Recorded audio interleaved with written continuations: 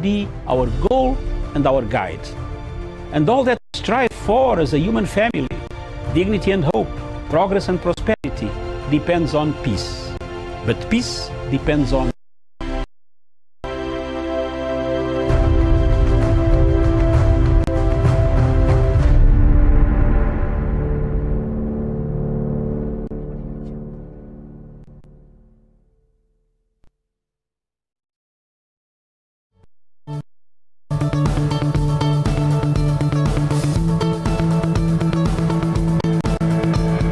the legal system in Kenya has seen what we call cheap activism.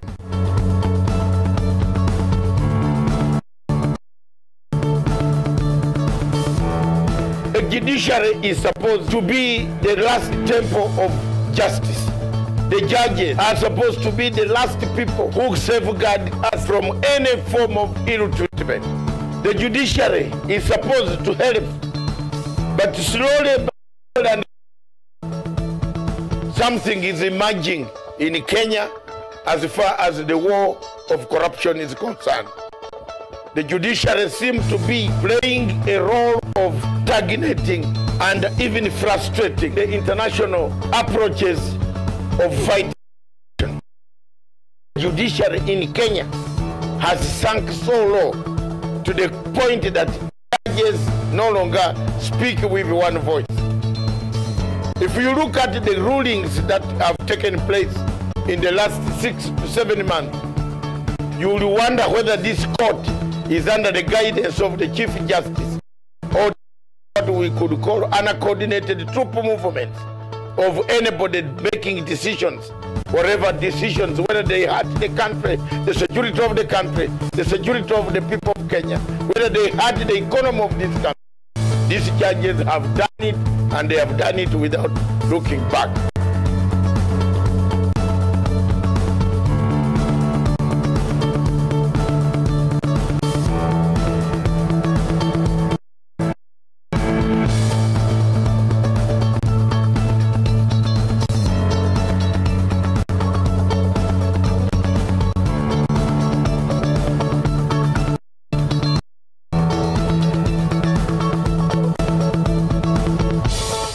Political activism has taken over the legal minds that we used to have in these courts.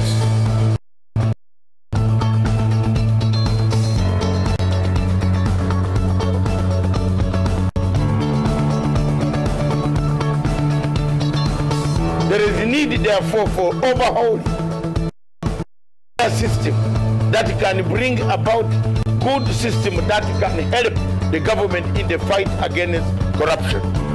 President Uhuru Kenyatta has a desired legacy. A desired legacy can be reached when you have a corrupt, incompetent, inept judiciary. Several cases slip away. Take the cases of NYS 1, 2, people who have been given bail, high-profile cases. These cases seem to have oozed away. It is very sad, therefore, for the people of Africa to watch a judiciary dismantle itself and dismantle other institutions.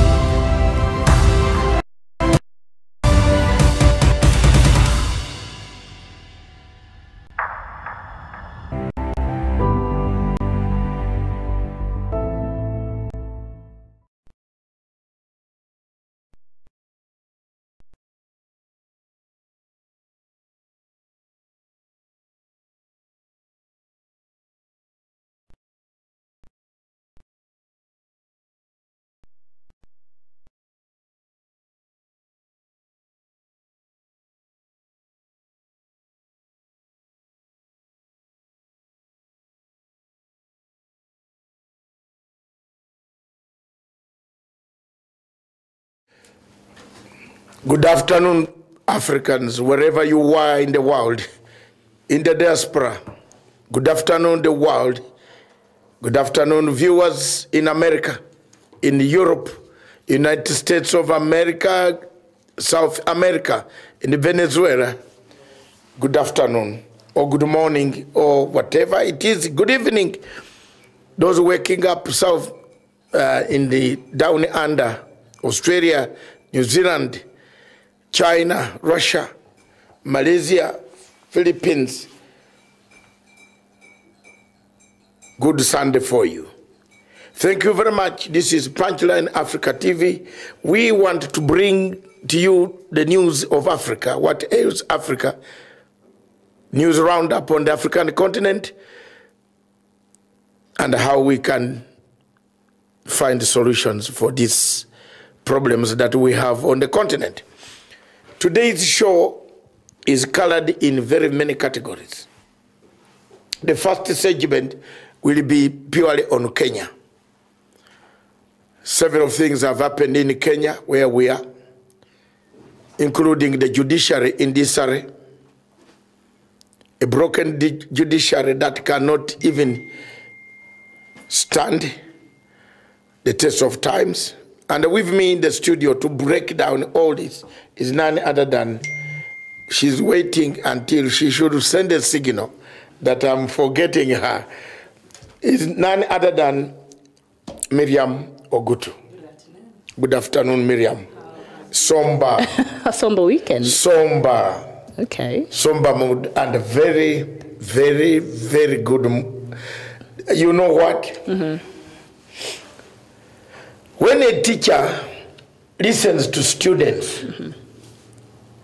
or when people are doing exactly what you said, and the people did not take you seriously, what happens? And when you see finally mm-hmm. someone waking up and saying the same thing that you said, do you call it a somber mood, or you say, this is it, I told you? It's a light bulb moment. Yes, mm-hmm. I want to say thank you very much, Mr. President. The President of the Republic of Kenya has woken up now, and not that he didn't see, he saw, he knew. We have been saying it here on this television, here, and in other television, wherever I've been going. I've been saying, Mr. President, your cabinet is in sick bay. Sick bay. You know what a sick bay is? Mm-hmm. In prison, they isolate good prisoners and the hardcore and the sick ones. Oh, okay. Those who have pretended, if you are in prison and you manage to go to sick bay, it means life is not like the life inside the other prison. But the cabinet of Kenya is in sick bay, intensive care unit. It has been forever. I don't know what the president didn't see. All these guys who hang around him running for these delegations, they are in sick bay, including the PA.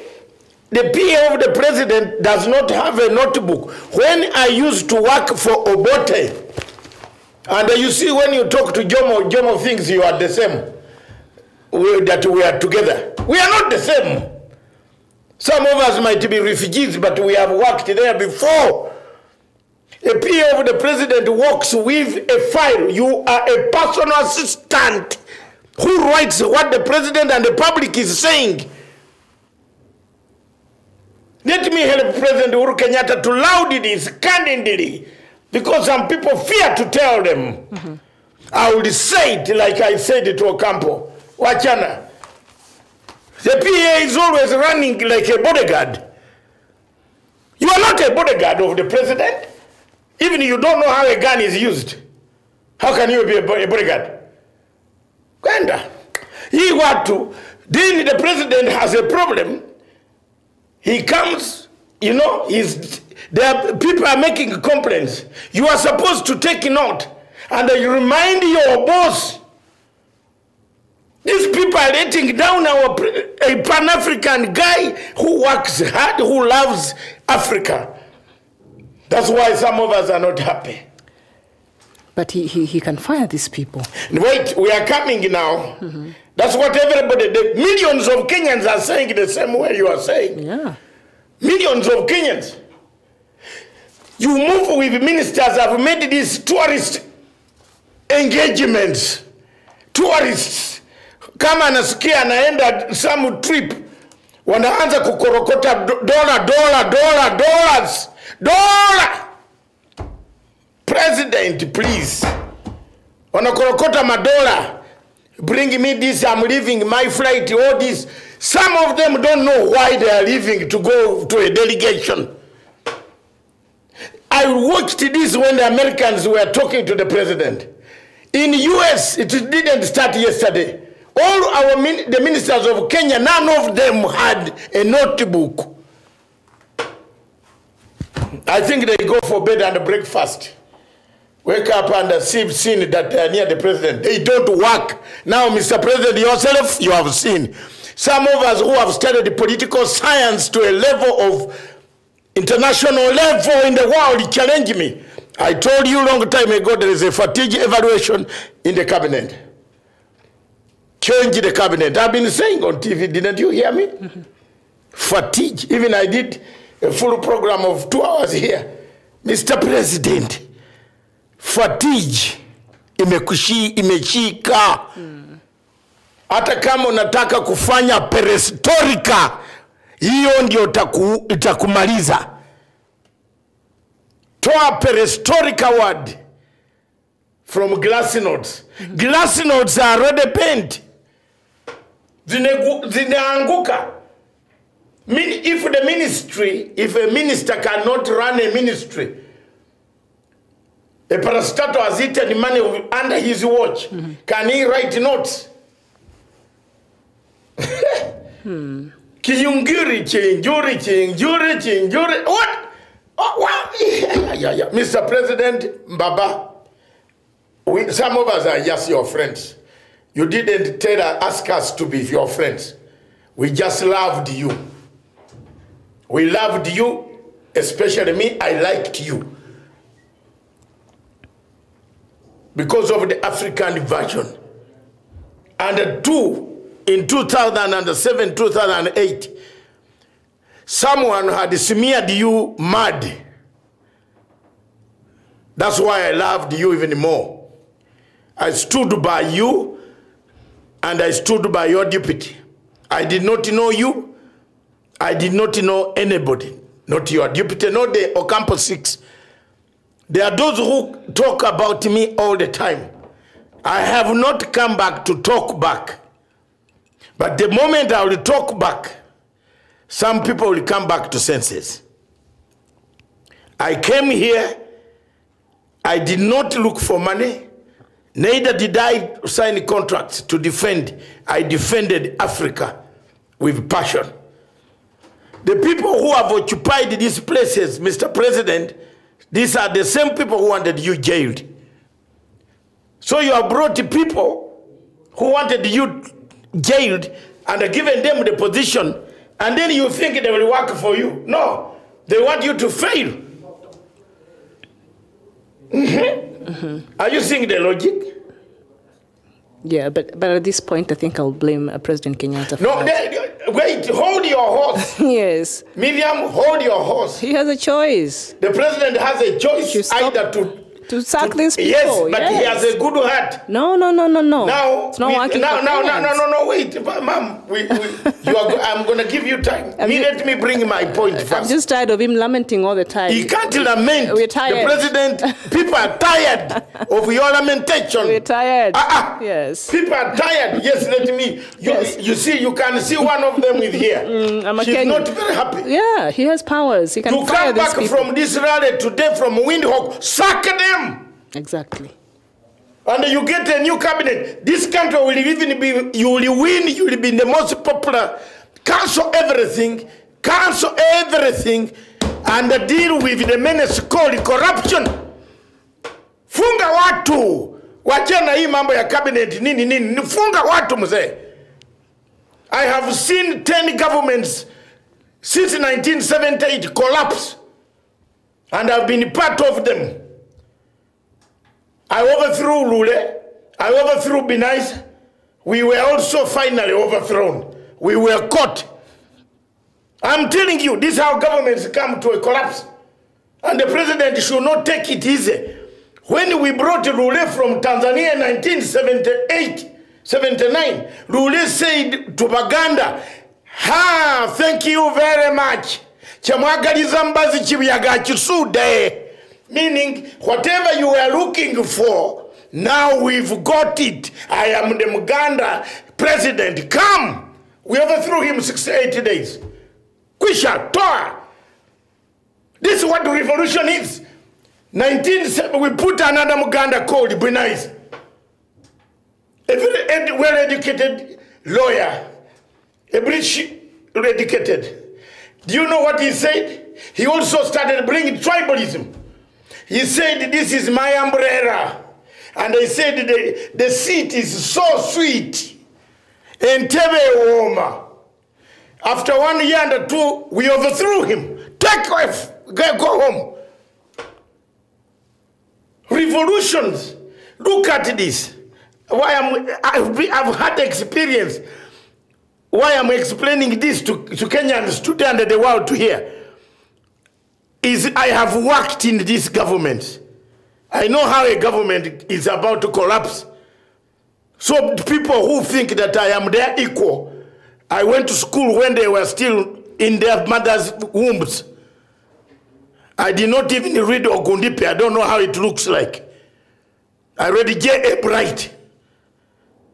And therefore, I know what I'm talking about. When the government is about crumbling, people are against you.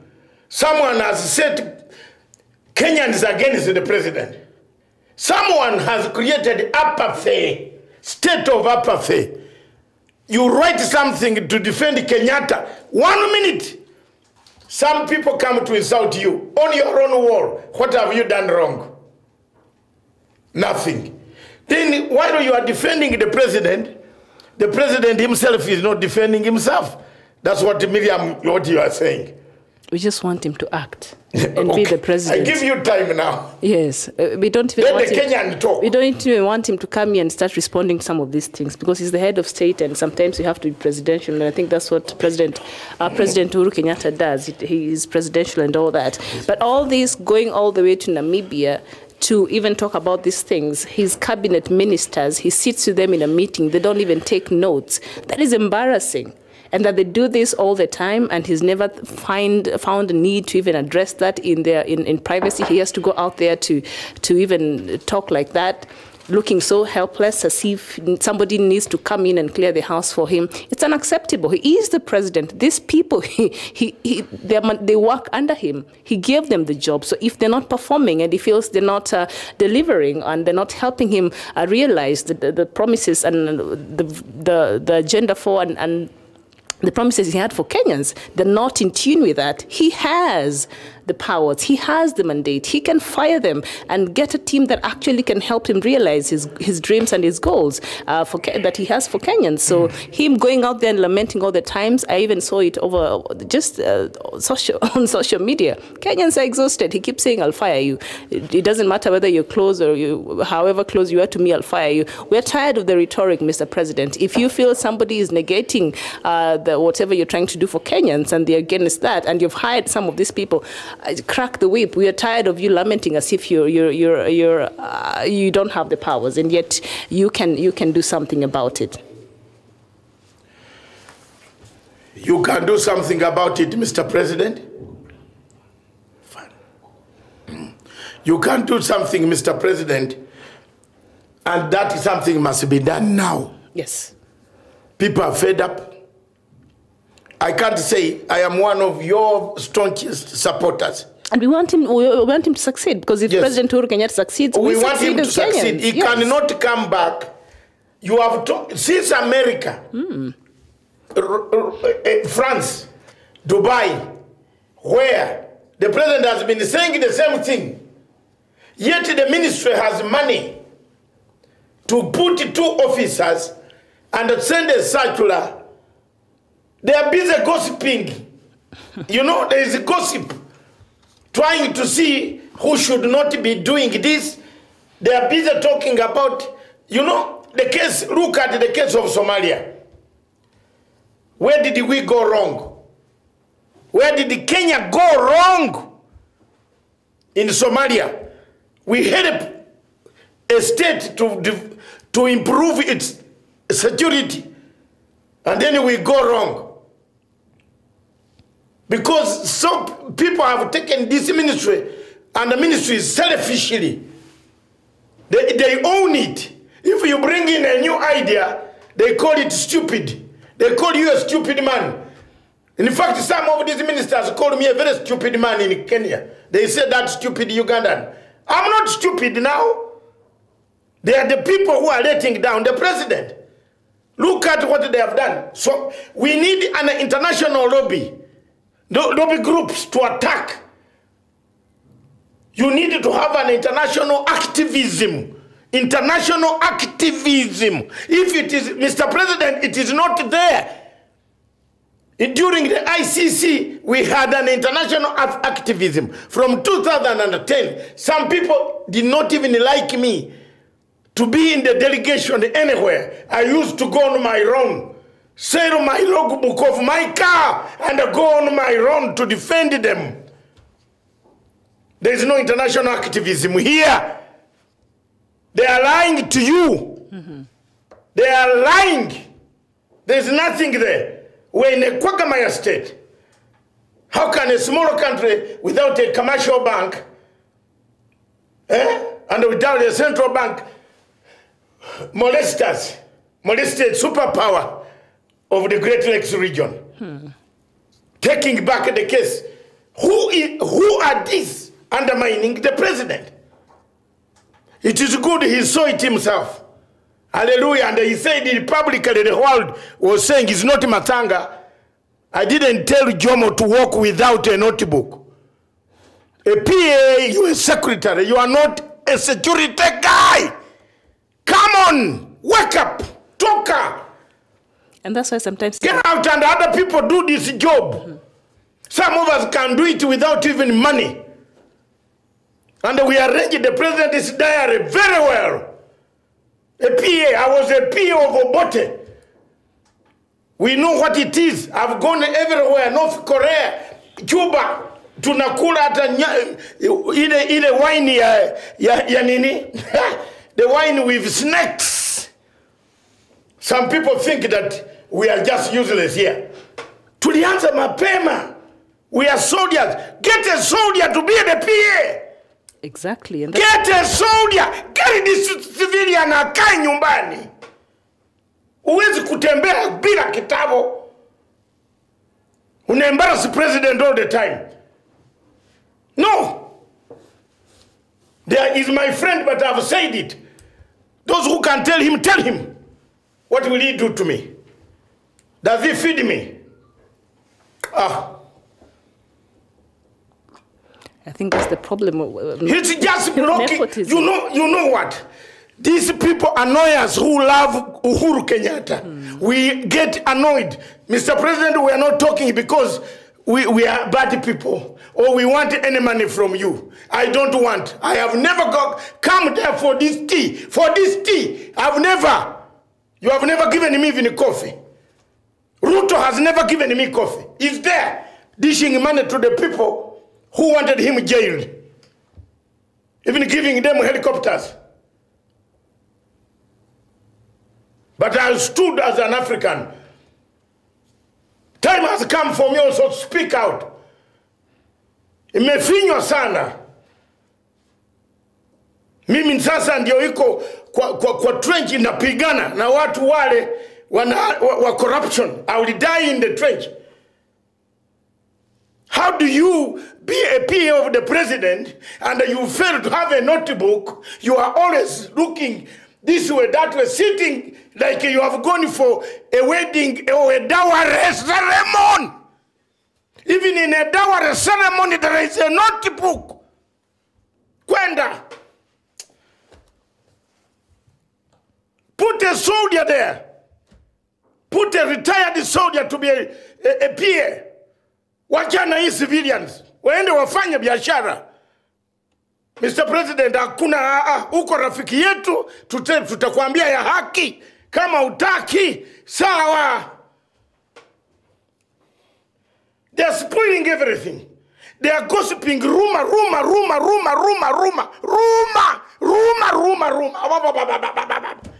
Homa tanga this, homa that, no!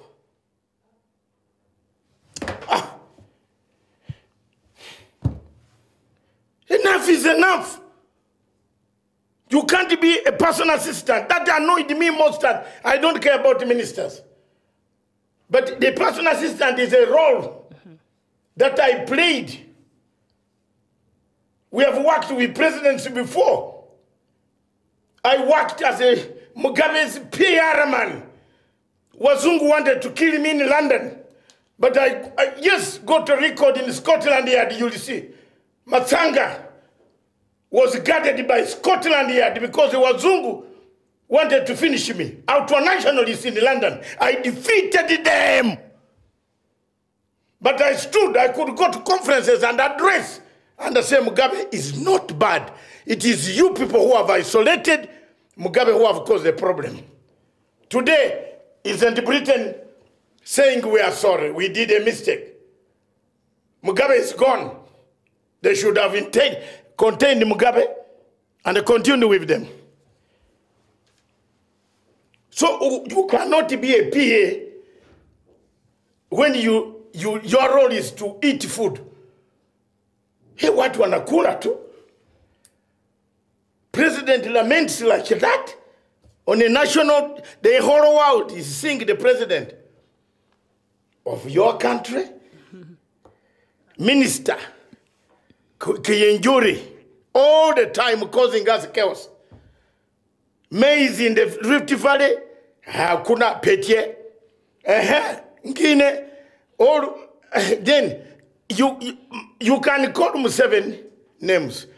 Any Ugandan in the diaspora is registered, including this mouth speaking here. Yes. The embassy of Uganda, despite the fact that I don't like them, I don't like Museveni, have registered me. If I have any death, they don't know where I've told them to bury me, but they will come. And an embassy official will know that there is a problem in Surrey, where this guy lives. Yes. Here in Kenya, most of them are registered. Everywhere are registered diaspora because they make money. We, the people of Uganda and the refugees, we are the ones who make the money Museveni is eating. By the way, 70% of our money makes Uganda economy. So he has taken it seriously for the diaspora and said register them.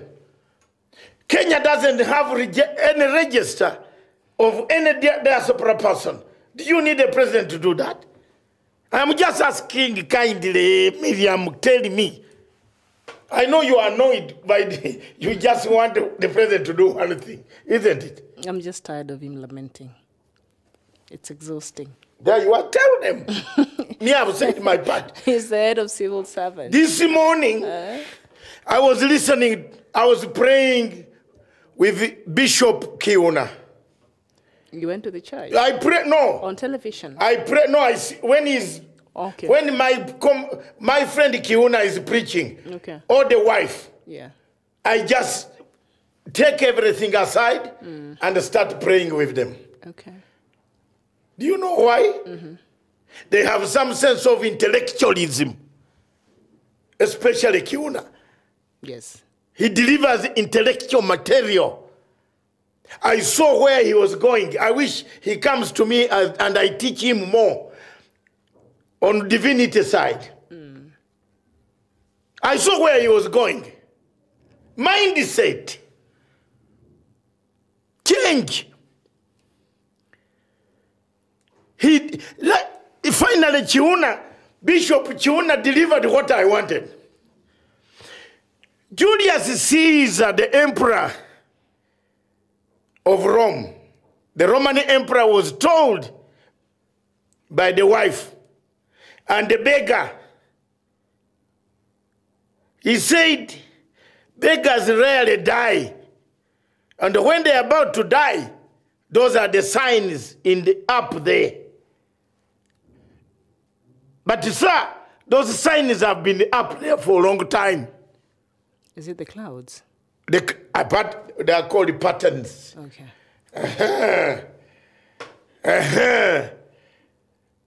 Julius Caesar did not listen. Julius Caesar watched Cassius Clay, the closest ally. Did you hear the word ally? Mm-hmm. Yeah, it's been making rounds over. Did you hear the word ally? over the past 2 days. The Cassius man was working together with the Senate and the Parliament. Watch out, Mr. President, my brother. My brother, whoa. My brother, whoa. Listen to us. Cassius. Cassius. Cassius. Cassius. That's why some people don't even carry notes, notebook. There are some who are on Cassius' pay list. Now today I've told you. They work with you during the daytime war, but at night they are Cassius.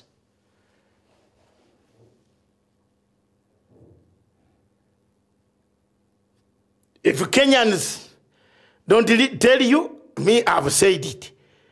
And I can as well carry my dust and go. But there are many people working with Cassius. All these corruption scandals, they are involved. They supply hot water, hot oil, hot hair. Hey! That's why you don't carry notes. Notebook. Because, look, the Minister of Agriculture, if you ask him how many farmers have been paid, he doesn't know. The rain is coming in 2 weeks. Mr. President, there is nothing. Again, people are going to be killed by floods. Nobody has prepared to harness this water. It is 2 weeks before the first heavy rain starts dropping in this country, Kenya. Nobody has prepared how he's going to rescue. Already there are people who cannot be reached. I was watching this program in Marsabit.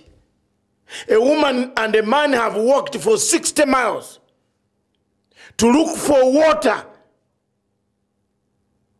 And when these trucks go, why can't we have trucks of water also arriving on the scene?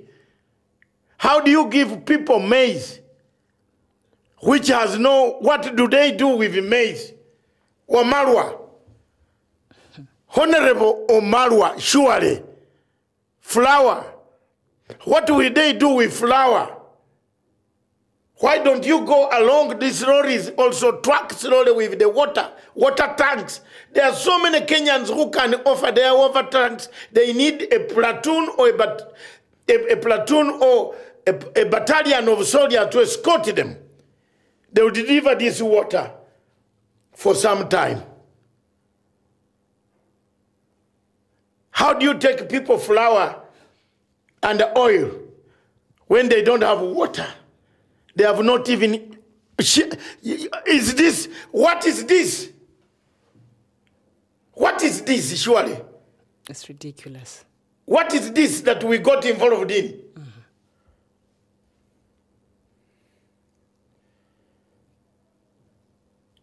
What is this? If you look after this and you look for this money, the 2 billion that was released, do you know?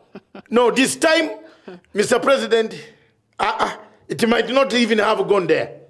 Why was it kept until the media comes out to say there's hunger? Why wasn't it distributed?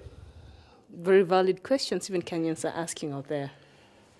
And then until when will we be getting this money out, year in, year out? We know January, February, March, April is a difficult time in places like Turkana and Baringo and about a total of 12 counties that have been affected with this famine. And that we know. This is something that happens annually. We expect that to happen. Until when will these funds be released? What is the plans and the lasting solutions that the government has in place outside of the dams that money has been wasted in? Because that was one of the ways the government was trying to elevate the food security in the country. So what else? What are other structures in place, the county government and the national government, they have to really proactively solve this problem once and for all? Until when will some money be kept in place where some people find an opportunity now to loot this country? I tell you, that 2 billion will not get to Turkana 100%. That one we know for sure. Until when will now Red Cross now has become an enterprise? Yes, the Red Cross. We have to speak about this thing. Yes, the Red Cross also, we gave respect to Ambazonia. No more. People have not given respect to him this time. We don't have faith. You know, when you looked at him answering questions, I have never seen a Red Cross owning hotels. And a TV station. What are you competing? With entertainment and news and things like that. Not even, does not even represent Red Cross and whatever it stands for. Why don't we just turn it into a commercial entity? It is an enterprise. No, let's make it an NGO that trades in money also, instead of calling it Red Cross, because people are having no confidence anymore. Let them make the money. It does good work and go to stock exchange. You see them everywhere. But my friend Goulet, they've lost their ways, and they need to be answerable to Kenyans. Abbas Goulet, you need over 800 million from Kenyans. Come on now. I think they are not paying. No, Kenyans are some exhausted. people came up and put up. I am not retrogressive. And we want to be there for our fellow Kenyans in Turkana and other places that they are suffering. But some money has to be accounted. They need to account for the money that we gave last time, Kenyans for Kenyans, and we need to account, and you need to understand why Red Cross has turned out to be an enterprise. All across the world, I've never had Red Cross involved in business. Can I take this opportunity to ask you, maybe you're a Kenyan and a woman, can you tell me, do you Kenyans, you love a man who is a thief? You love thieves? No, I did not. No, wait. We don't. This question. I'm answering you as a Kenyan. No, I want you to answer as an individual.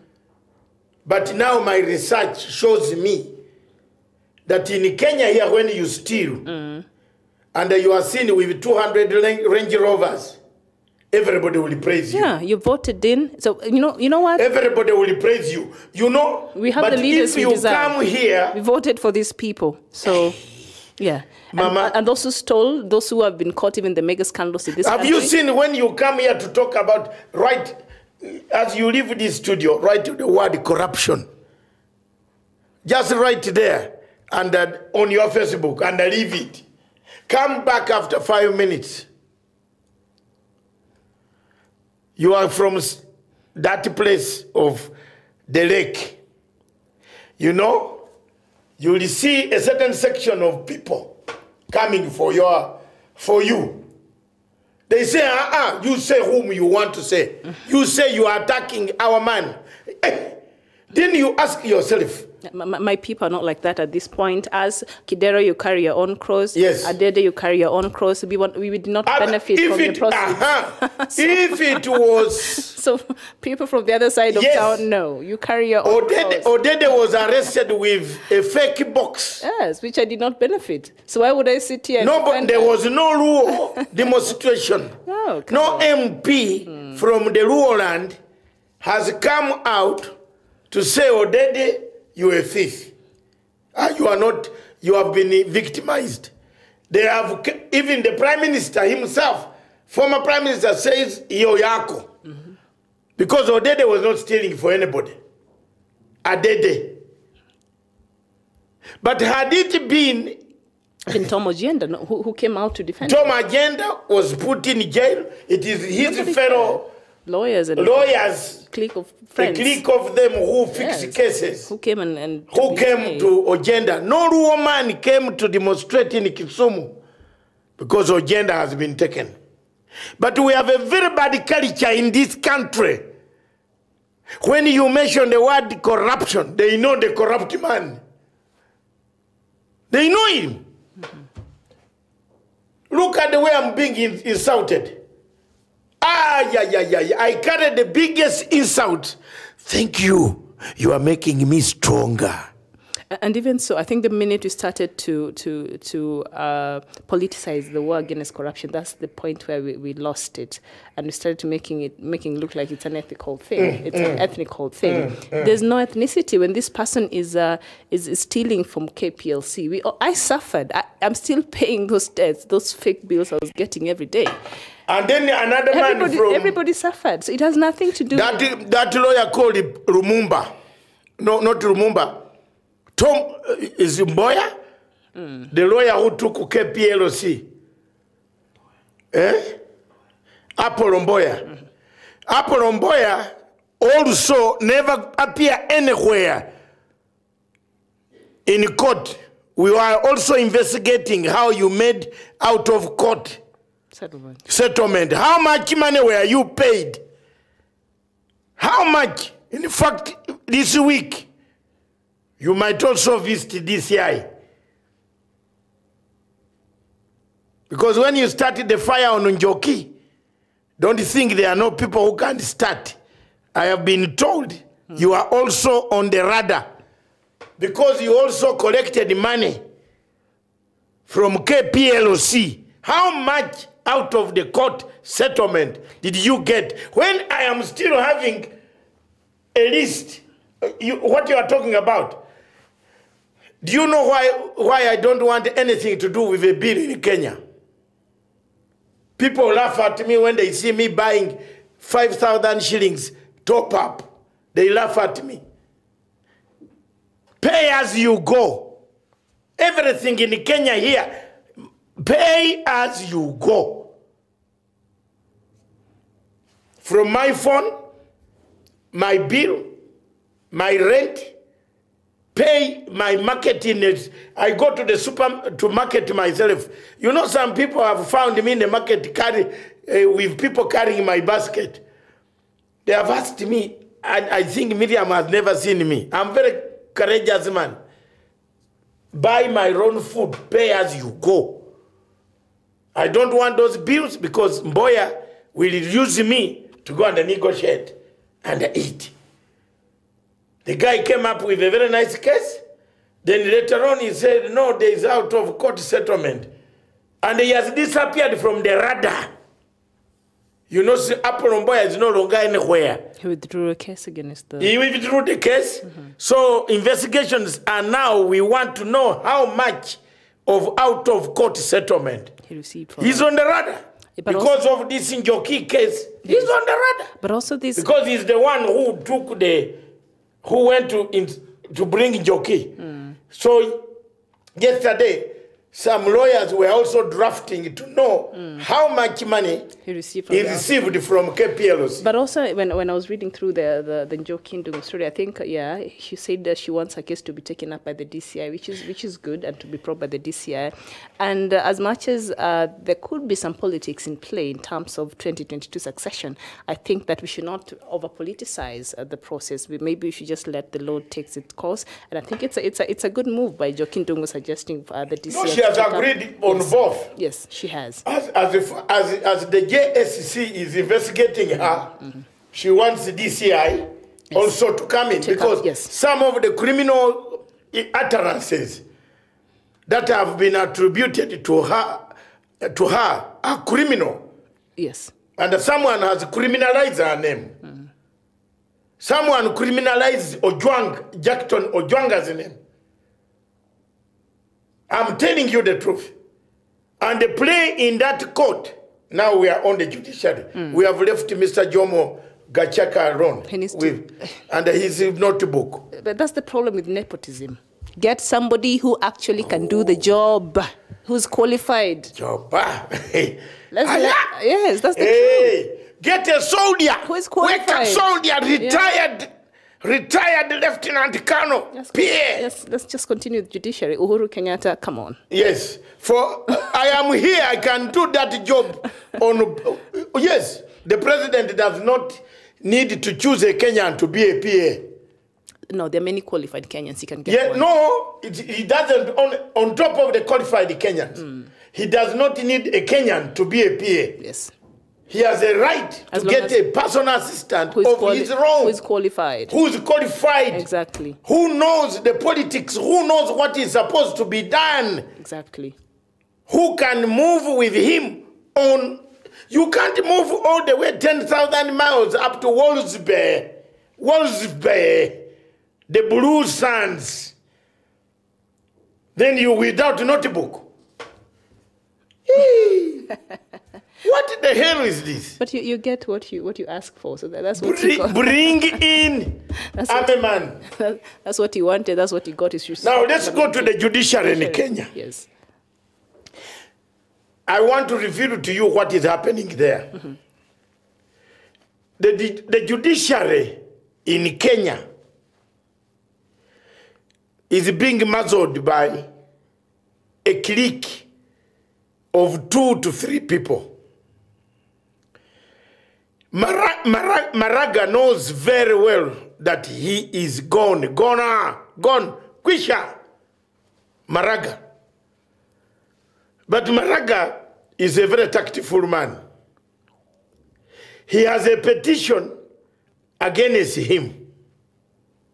He rang all the newspapers not to publish that petition. And I can quote the voices of people who are ringing the editors. If he doubts me, I will quote and the voice goes back to his office on telephone. So when you use those telephones, don't think people don't know.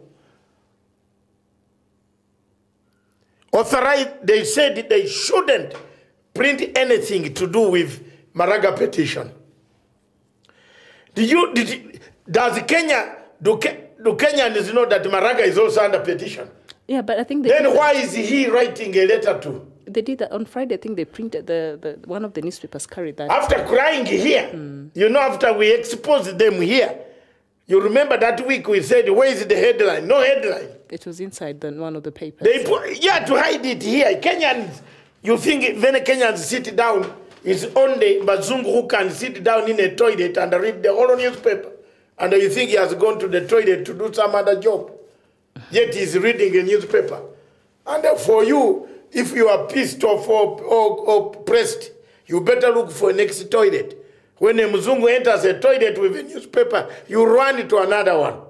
Because he will not come out until he finishes the whole Standard. You know that you have lived there, so don't pretend. Now, you have lived in Germany, Mama, you know, Germany and the London. You know how they behave. I have lived there, I know them. I know them. They go, especially in these small pubs.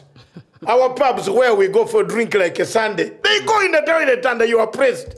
You are forced to go into your car and drive if your home is near. And then go to your toilet. A Mzungu will never leave a toilet.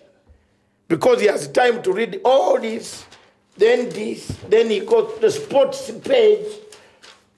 So no Kenyan is going to look inside for Maraga's story.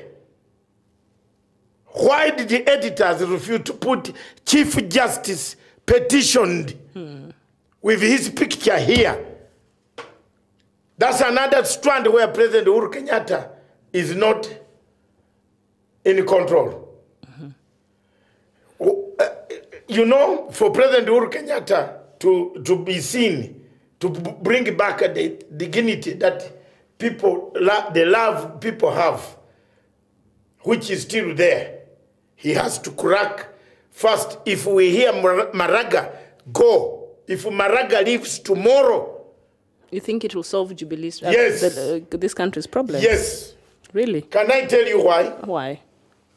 All these people you are arresting, Miriam, where are they going? To the judiciary. And which judiciary is willing? A thief is willing to cut another case of a thief? Tell me. Even Julius Caesar will wash twice his hands. No thief. No, not Julius Caesar, Pontius Pilate. Pilato will wash hands and say, I don't have any problem with Miriam. I don't see why you are brought here. So, my dear, the president must now tell Kenyans, frankly, that the judiciary has failed to work. And his cabinet is also not working. The cabinet has failed to work. Need a complete overhaul. The overhaul, don't do perestroika, do overhaul. Mr. President, if you don't listen to these words of a friend, you will become Gorbachev.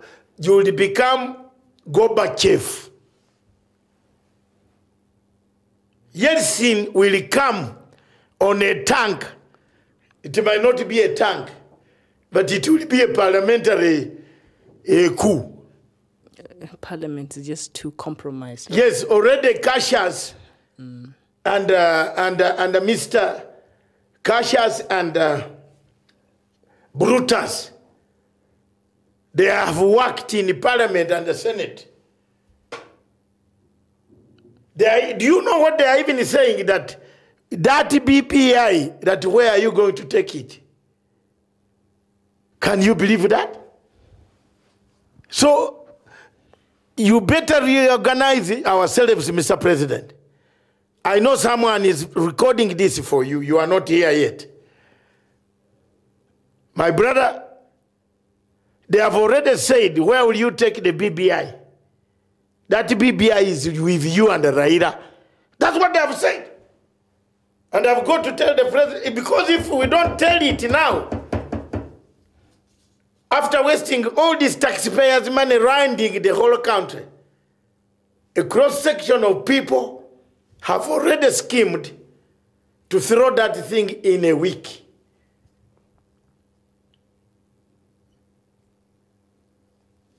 And they are going to say, no, it was illegal.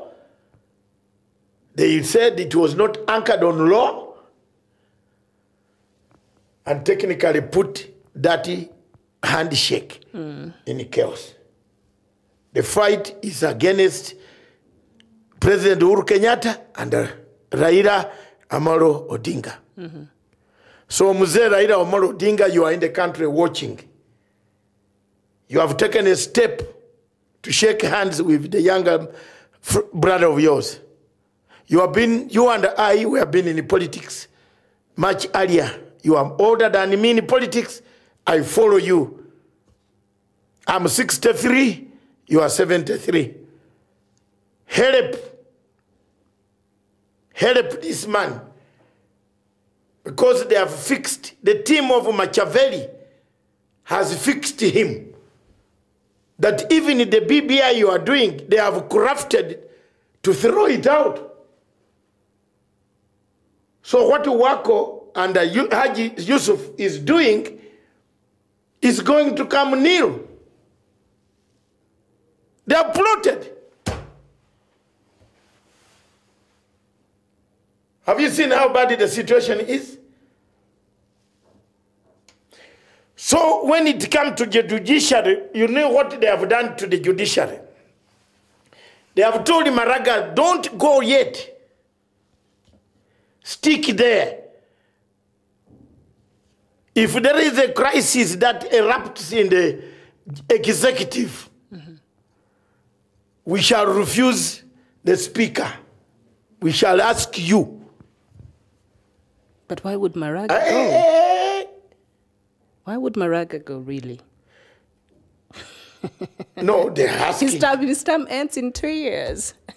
Maraga to go? No, he can go. And if the petition that has been brought is founded and they find that he's guilty of that, then maybe he will. But as it is right now, 2 years, Maraga goes. You know why?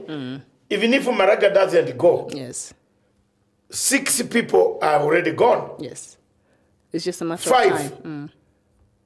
One had to beg the askari to drop. But maybe they'll survive that if No, you don't know. But if those allegations are not proved. Miriam, the whole thing here is this. Yes. A judge to be talked about. It's a problem. That is, with the court, I am like you are also with the president. Yes. You are fed up I am. of hearing the president lamenting. I'm also fed up. Kenyans are fed up. With the court. With the court, yes. Completely. Because a Supreme Court that has one judge left, and that is Justice Isaac Lenaola. Who might also be having someone. No, they are writing something. Yes, because there are so many people he has stepped toes on. Of course. Including me. Oh, okay. But I'm not going to be there. What did he do? Hey, the story is big. Please. I've left it. He's my friend. Yes. That's it. Let's leave it there. All right. And I will never make any accusation. God told me, what is it that you want? I liked Bishop Kiuna when he said, if you are not ready to get married, if you read this, will you marry? What was that? And I was all the time thinking about you. Me? Yes. Okay. Because every time you argue on behalf of women, I wish today you were in Bishop Kiuna's church to read the things that read. Women were left like, What was that? What you should do to your husband. Okay. For your husband. All right. And what was that? You equalize yourselves. When the husband comes in the door, it is your time now to say, Baba, the water will be ready. This is what Bishop Kiuna was now preaching today. There's a hot shower. No! Now you see. She's already sending don't send the husband to hot shower. What am I supposed to take? Arrange. Make a sauna in the house. Make her submit to your husband. You can submit in other That's ways. what they have said. Okay. Today the church was hot. And the bishop asked, have you read this? Now do you want to be married? People, The marriage is work. Judiciary in Kenya is like that. It's like marriage. Yes. in what sense? The Chief Justice has left it free for all. The entire 5 judges are under scrutiny. Yes. Including him. Including him. The center is uneasy. It's unable to hold. It can't hold. So the best Maraga can do is walk out. Only Maraga or everybody else? No, if Maraga walks out. If the Chief Justice tells his judges, I think let them just recruit. And these judges whose allegations have been leveled against them, should they still be in office or should they also resign? They should step aside. They should just step aside. So that we will left with one. They should step aside. Yes. Full stop. Yes. So now, 5 judges, they step aside while all the investigations are taking place. Yes. Which the Deputy Chief Justice... Where will that leave us as Kenyans? That is why I told you, the best thing to do is someone has fixed this court to fight itself and then collapse and not collapse. Meona? Machiavellian man. I told you. But Machiavellian, you know everything now that goes wrong is Raila. Everything. Yeah. They are saying it is Raila. Yet they are themselves destroying this Jubilee. Don't forget we have a topic like that before we cross over to African news. Jubilee. They are saying Raila. that the coming of Raila is the problem. Where is Raila a problem? I have asked them. Yesterday I told some of them that they said, oh, why have you changed under your defense? I said, look, I defended the truth. Where is Raila in Jubilee? What has Raila done? Show me what thing Raila has done. Raila took a handshake with his friend. They finished. Or maybe that handshake should have been inclusive of all these other major players in the political, in the Kenyan political scene. Even if it was inclusive, there would be chaos. Would that have made it different? No. Because it's the lack of, they felt they were left out. Even if they called Ruto to be there with Uhuru, Ruto and then they called and Kalonzo. Yes. Would that have made it different? They would have liked now. Yes. First, let's go and consult. And the thing would have not worked. Me, I like one thing that the handshake brought. I am still alive here because people had earmarked to come for my studio. You didn't know. You were not here. They said this one here is here. There are guys there who said this one, you asking anybody who was here, they will tell you, Ako wapi anafanya, they were coming for me. So the one thing that the handshake has achieved is... Yes. I can meet and sit in the same place with these guys and have a drink. There were some places I could not step in when you pass through the eyes like this and you see the Raila group is marked. I would drive and go away. Yeah, but this piece... But now it has saved me. I can have a drink. But for how long? Even missed for long. How long? Do you think this really handshake, if you were to be honest with ourselves, this peace that we supposedly are enjoying right now, is it deep-seated? Is it permanent? Is it a long-term solution? Is it holding after the President Uhuru Kenyatta is out of office? Is it likely to continue, really, this peace that we have right now as it is? It will go on if the president starts biting. The president is not biting. Okay. Yeah. So maybe he's waiting. Have I summarized it? Maybe he's waiting for marching orders. I don't know. No, let him just come with the order, presidential invocation of the order. What is it called? Presidential order? Yes. Decree. Invoke presidential order. Yes. Number 6. Tell these ministers, wherever they are, to return the flag and they can near the nearest police station. Moi never used to tell anybody. Yeah, lunch time Moi used to announce while you are having lunch with your girlfriend. You go out and the government car is not there. Yes, they have taken the government car. It's gone, yes. Some of these ministers, and especially President Uhuru's ministers, like hotels. They like high-fly hotels, Radisson, Blue, Kempinski, Kia, Continental. Wanaenda, in fact, wanapishana kwa 6th floor there. That's why I left Intercontinental. Wanapigania space huko juu. You don't know I've suffered a lot. Minister wanakuja, they have 5 bodyguards. You have nowhere to even, now it's a state, the hotel becomes a state of police. Announce tuwachekele hawa tupitane nao kwa barabara. There are some people who might hide forever. Imagine a minister telling Kenyans that you are bollocks. Sorry. He said so. We are what now? No, I don't want to go there. That's the... I missed that word. No, it is gone and it's not going to come back. Okay. Is it insulting? It's insulting. To the dignity of Kenyans? No, it did. Okay. The minister said it.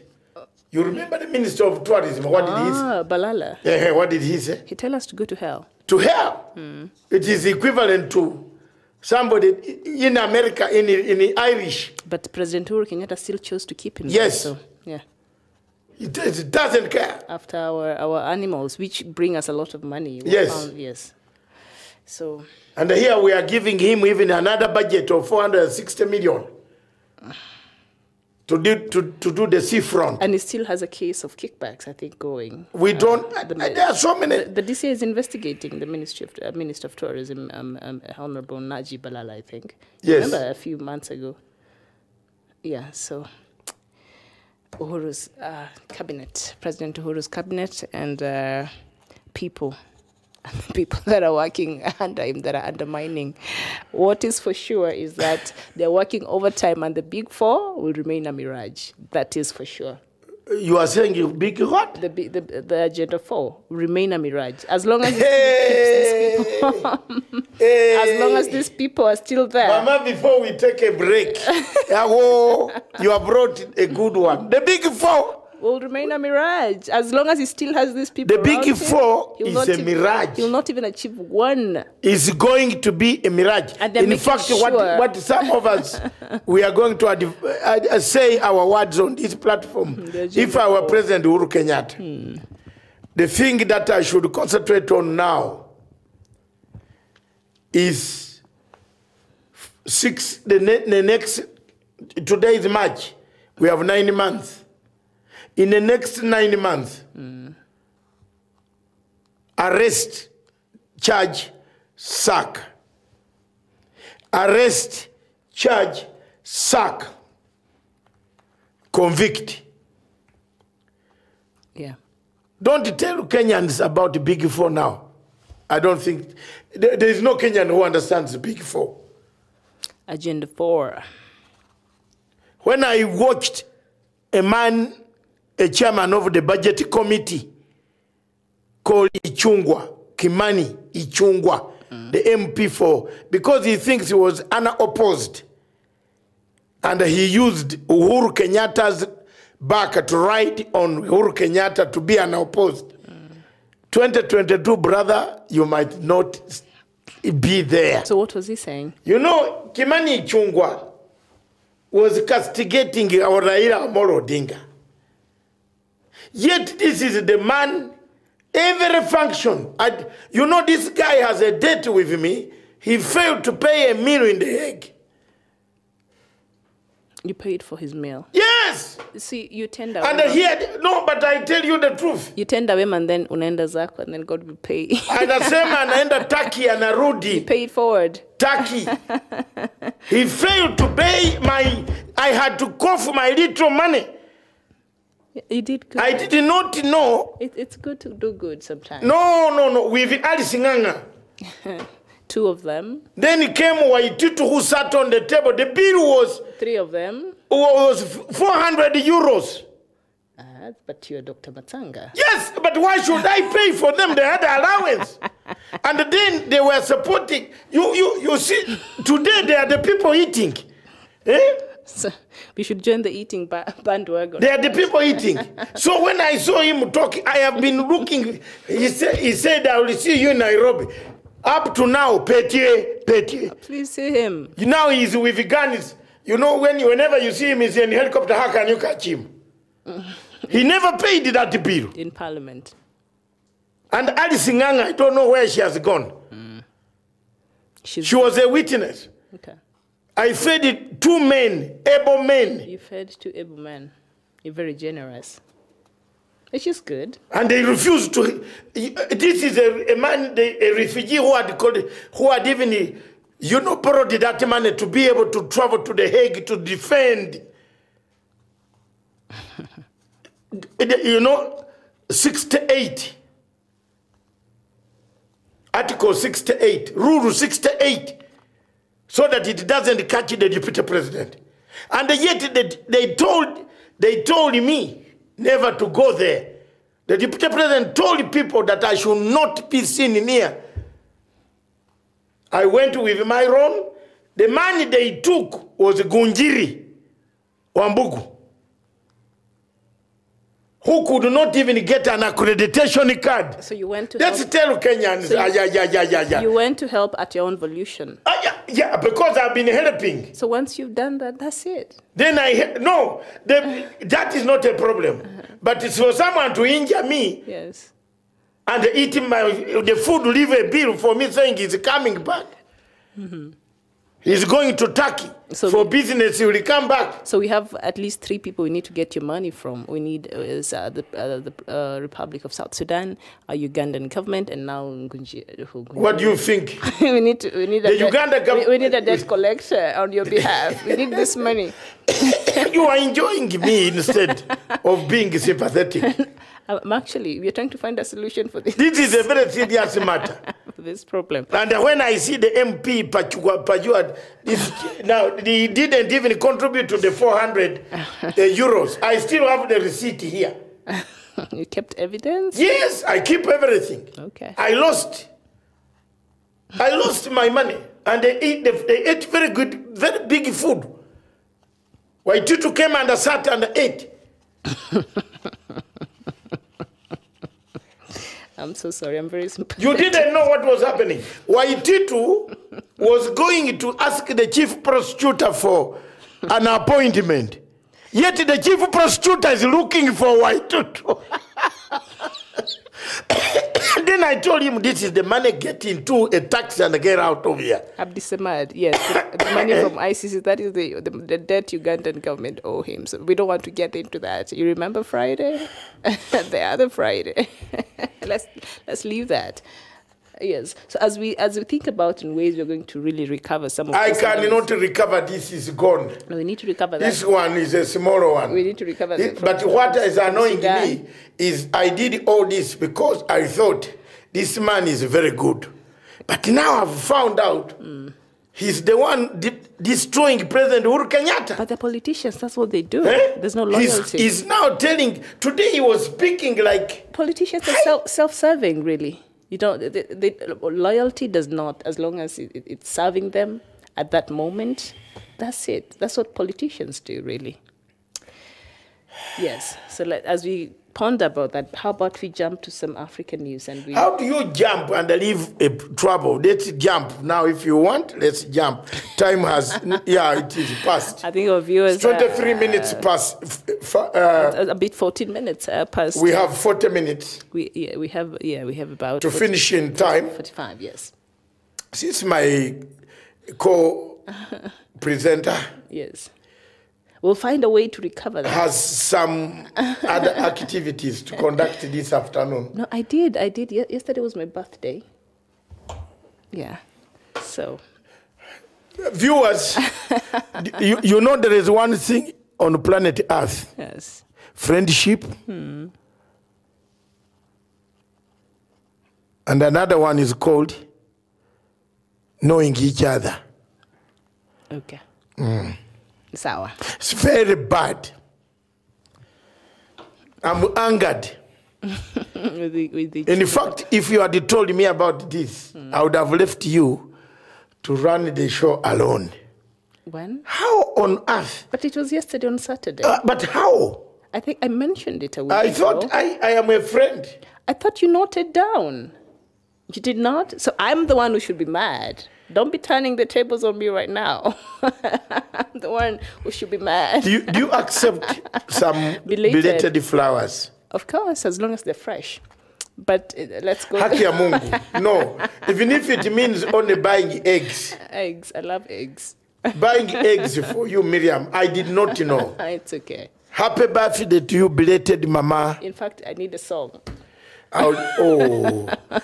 After this, we shall do the song. Not by the rivers of Babylon. By the rivers of Babylon. Hey. There is a lot of rivers of Babylon. But, you know, I like Uhuru Kenyatta this. Maybe why I write President Uhuru Kenyatta this weekend. He was very spot on, man. Hey, the guy was spot on. In this, we are coming to see what took place in Namibia. What made President Uhuru Kenyatta strike these blows. And it's interesting. There's something in Namibia. Can we move to it now, I tell you, the secret? Okay. open the news, take a breaker, a breather now. Yeah. Let's take a breather and come back.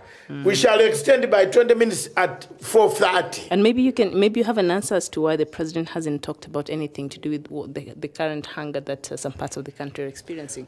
We'll talk about that. I have an answer. Maybe you might have. I got it. Okay, good. So, so do we take a break or I just go? He told someone, I am coming back. Sawa. But if that money is not accounted for, that's why you saw people even everywhere. Wamalwa had to struggle with those trucks. Wamalwa is in trouble. Didn't you hear Wamalwa saying that the president told me if I come back and this food is not there? Wamalwa is a non-starter. To be very honest, you are right. I'm very right. Sour. So do we take a short break or do I just get on it with the African news and then we proceed from there? And then we can go on to today's topics.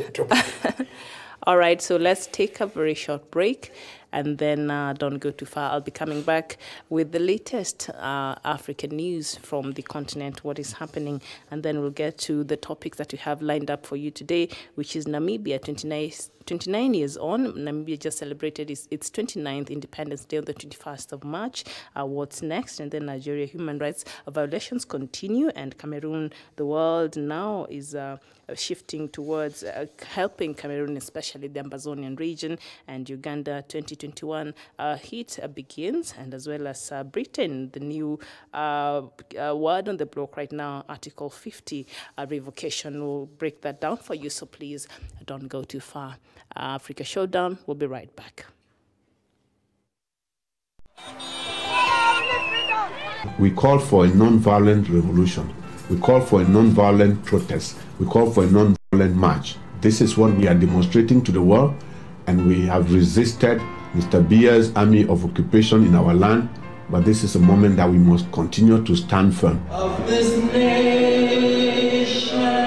Along with many other Cameroonians, many of you, as far back as the early 90s, and more frequently lately, I have insisted upon the imperative nature of genuine dialogue.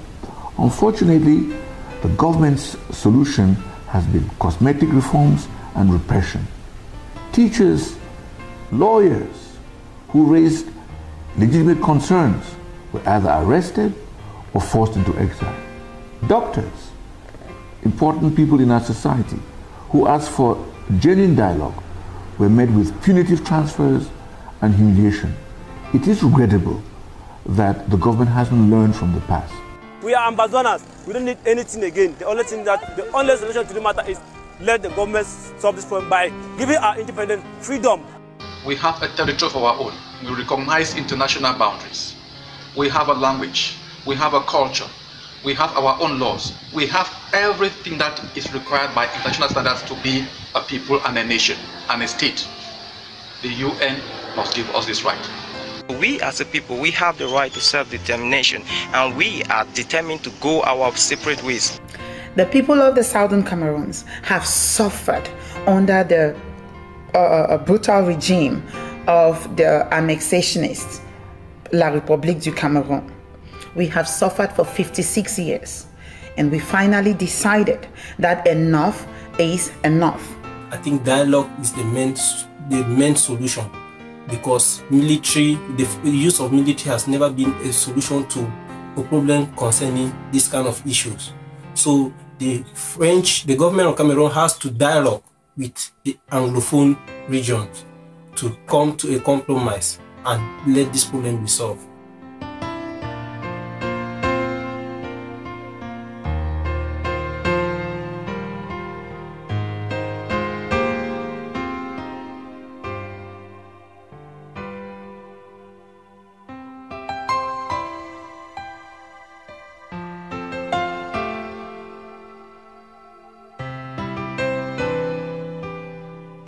Now, we want to inform the whole world that the Southern Cameroonian prisoners of conscience in the jails of Yaoundé are on the second day of their declared hunger strike. Now, we want the entire world to know, because we are convinced that the regime in Yaoundé will be indifferent until they begin to die. While we encourage our brothers in this process, we also call on Southern Cameroonians to join them in a fasting so that the whole world may know that we are a determined people. Self-determination cannot be effective without self-defense. We are opposed to violence. We are opposed to war. But if La République, if the UN should continue to dilly-dally as they are doing, and La République comes now to attack our people, they are forced, they are bound by the law of nature to defend themselves. Hail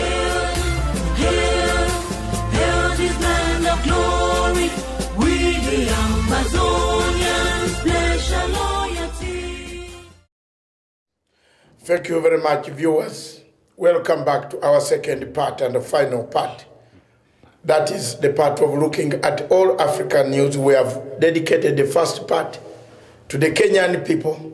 We have discussed quite a number of things on Kenya, the political climate, the heat that President Uhuru Kenyatta is facing, the judiciary, the divisions in the cabinet that doesn't carry the cabinet that does not carry any notebooks, but they carry their heads and stomachs to the president is gathering. Yes, I think that's the truth. Because there was nothing. In the USA, when the president was meeting, even the Minister of Foreign Affairs never carried a notebook. And the American investors, each of them carried a notebook, taking note. So the president was very correct. We have now just come to laud what was there. If you carried the notebook, showed us, come back to Kenya and criticize me. If you tell me that Somalia has not taken us to court and is going to win, to defeat us, a smaller country that we are defending, then we have a problem of shortage of international apparatus. I'm telling you in the name of God, there's something wrong here. If you tell me a PA of a personal principal private secretary of the president, like a More of Uganda, she always has her notebook. In fact, as a result of this, tomorrow I will go to the bookshop and buy 10 notebooks as a symbol of hope to give to Jomo. So I will call Jomo to hand it over the notebooks. Jomo is not interested in writing. Get somebody who can actually write. Jomo doesn't care. Yeah. I think it's common sense when you go to any meeting, forget even any cabinet meeting or anything. It's just common sense when you're going to a serious meeting. It's expected that you carry something to write on. It's just expected. So the fact that they don't even find that necessary, those are not people who are willing and able to work. They're not interested. They just don't want to work. So that is something that is expected. Nobody has to but tell what me. made the president act stomaching this for some time?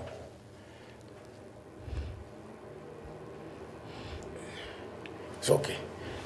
Perhaps this will bring in some hope. What do you think? I don't know. I think things like that he should not even be coming out and talking about in public. These are things he should be acting on because he has the authority in those meetings. When they come in without notebooks and pens, tell them this meeting is not starting and put yourselves together and look like you're ready for a serious meeting. So he refuses to start the meeting until they want to be part of that meeting. No, they sack them. He sacks them. I think there are some people who are saying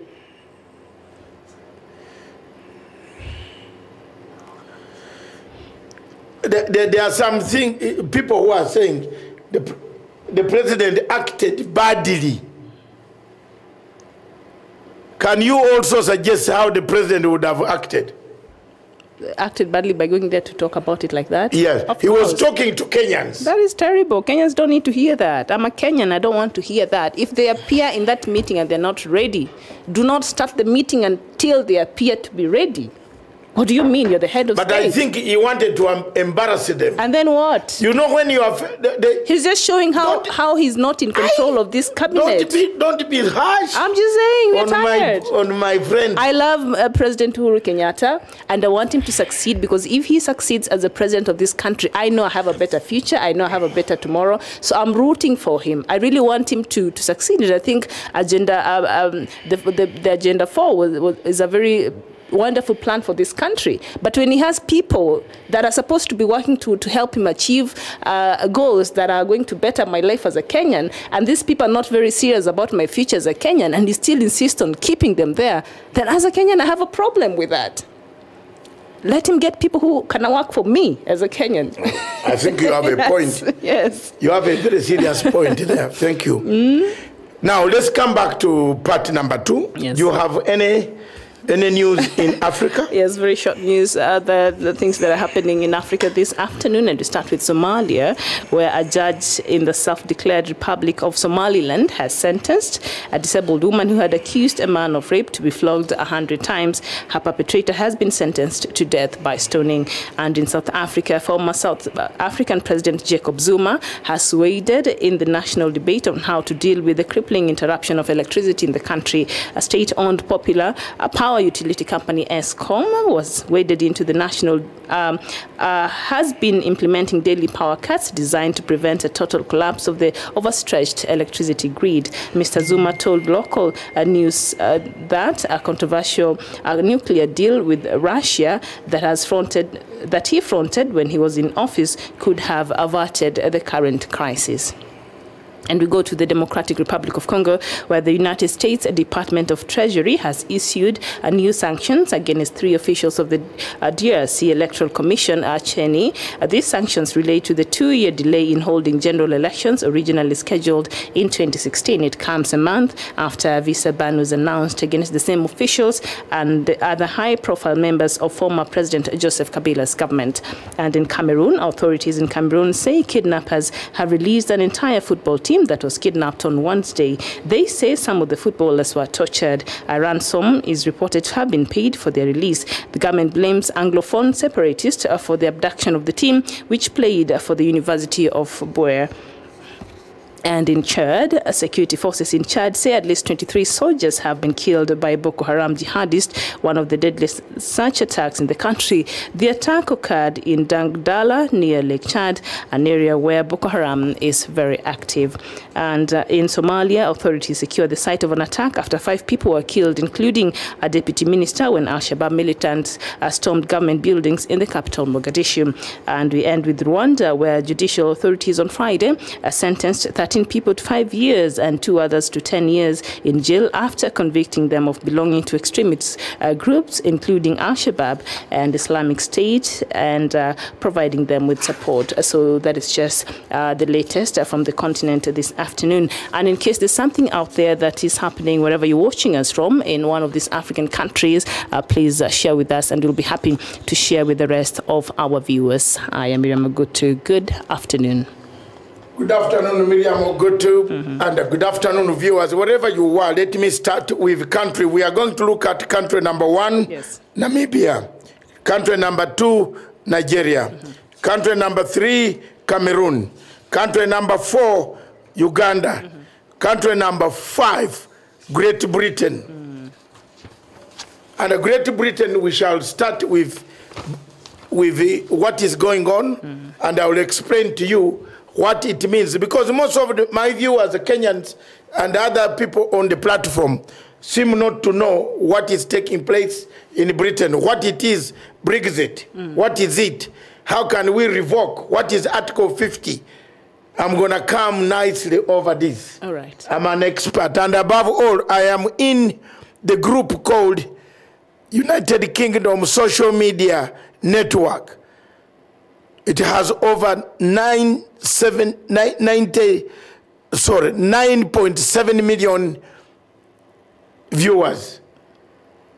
And my part as a coordinator of SARE in Croydon, where I live, I'm coordinating the activities of revocation from where I am here. Therefore, when I go back to my house, I've put up a command center to coordinate some of these activities. We encourage as many people to come out from now onwards every Saturday for a demonstration in the city. Millions, we want to be 7 to 10 million, occupy the city of London peacefully, eat, drink, relax, but message, the yellow message, revocation. Revoke Article 50. That's it. Mm-hmm. So as a coordinating member for Croydon Central and in Surrey, that's what I'm doing also on the sides. And as you know, I'm a member of the Labour Party. Therefore, the Brexit does not affect me. Whether they go or they don't, I will still remain wherever I am. But the point is, it is, as the world is uniting, a global market, we can't disintegrate. Mm-hmm. 2, Britain is not yet ready. We have not arranged our nuclear weapons, how we shall look at them, because they work in conjunction with NATO. We have not arranged banking systems, manufacturing, food stuff. We are not ready. Businesses are not ready for quitting. So even the time extended of June is not enough. Was it June or April? June 30th, which the EU granted that, is not enough. This thing was brought in by Maastricht Treaty. It was signed several years ago. It took time to hammer a Maastricht Treaty. We cannot just abandon it today and say we are leaving. In 3 years, we need to have more time, businesses to resettle, Britain to be able to function. Already, if we say we exit this year, the army has to be called in to take up most of the calling centers. Some of our calling centers are abroad the mainland of Europe. Mm-hmm. So, stand by the mayor of London, my good friend from Tooting, stand by him. Mm-hmm. We have been together, Khan.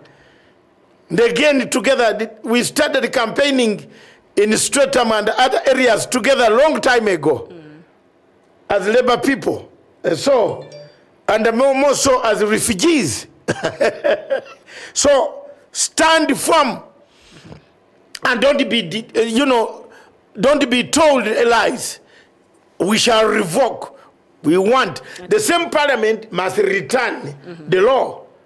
It is the parliament that passes the law. But it can revoke the law. And impeachment of Theresa May is in the looming right now. No, not even impeachment. That's their trouble. If Theresa May wants to go ahead with the 30th of June, give us an election. We defeat you now. Give us an election in May. There are 2 months. Declare the election now.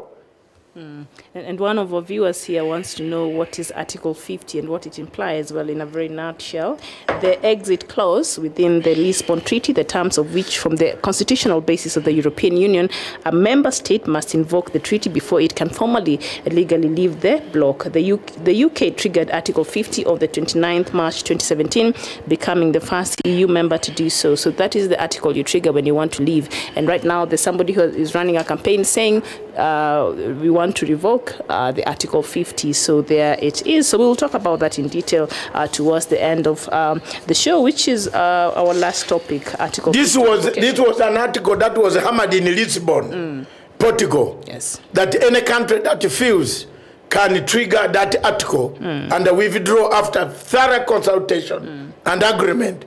EU does not work on vote. EU leadership works on consensus. I think people better get that. And here in Africa, we are being told to conduct elections. Our topic tomorrow is, do we really need an election? I got a pastor.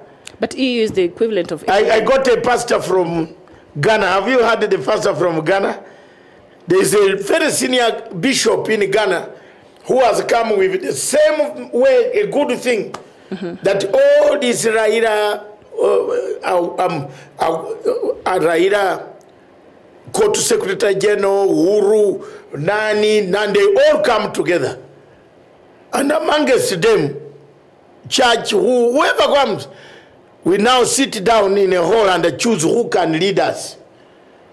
Well, we are years away from that. So no, wait. But it's not as it is now. If you look at this, what about Article 50? Yes. European Union does not hold elections. That is European Union. On matters, no, wait, on matters, but they come here to supervise us. But to hold elections. But individual European countries have elections. European Union is the equivalent of AU, which do not have elections. They just elect the leadership. So I think... I was bringing it at a larger scale of Africa. African Union. Given that in Africa, once you hold an election and you make one mistake and one African, one European country, or America, in a kulima sanctions, in a kuekea sanctions. But if someone is feeding you and taking care of your election bill, yeah, they have a right. Why do you've given them a voice to be fed and agree that when we put it, yes. You know, when I wish you went to this Bishop Kiuna's. Go back and reverse it. On K24, you can reverse his preaching, isn't it? It's online. Please. I look for it. I think tonight, so that tomorrow, in unfiltered in the afternoon, you come when you are sharp. I mean, I'm okay. And I have no problem. Your argument, the one you harassed me the other week. About what? 2 weeks ago. I harassed you? About the... Harassment is a very big word here. No, Doctor. Mama, you know what you said? I can be taken to court for harassment. Women have a right. But we do have a right. Kiuna and the church. Your wife does not have rights? She has to submit to me first. That is not a problem. Her rights are secondary. And what are you supposed to do after she has submitted? Wash her feet. Love her. And protect her as a man. You can't do wash her feet when you have not loved her.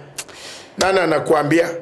That is why. Nana nakwambia. Let's leave it. That is where pedicure salons are for nice massages and wonderful, rubbings. So let's just talk about other things. That's why I go there. Those days, real African women used to cut nails of their husbands. My mother used to sit. My father comes and puts the legs there. We get it nasset razor blade. Yeah. And the dad used to This other now for us these days, you are telling us to go to manicure. That money for manicure and a pedicure is about 15,000 shillings. I was saying pedicure for me. Pedicure and a manicure for myself. Oh no. There are some women who don't even look at their husband's nails. You're a grown-up. Can you cut now nails? You see, this is the type of life we are looking at. I can see Susan Anyonyi, my PA, also watching from someplace. It is true, Susan. You don't look after my nails. Come on. Women should look after men's nails, man. Jamen. Well, if you first of all, if you're around me, your nails have to be clean because I'm a germaphobe. So that is settled. Please come with clean nails. I can cook and clean. Miriam, just cut your nails. Was it your birthday yesterday? It was my birthday yesterday. It emboldened you. Yes. It made you stronger. 1 year older than you were last year. Yes. Okay. First, I'll talk about it when I bought the flowers tomorrow. Yes. That way you'll have gained the rights. Yeah, the right. You'll have acquired. As for now. Did you go to Chinese for food? I enjoyed very good.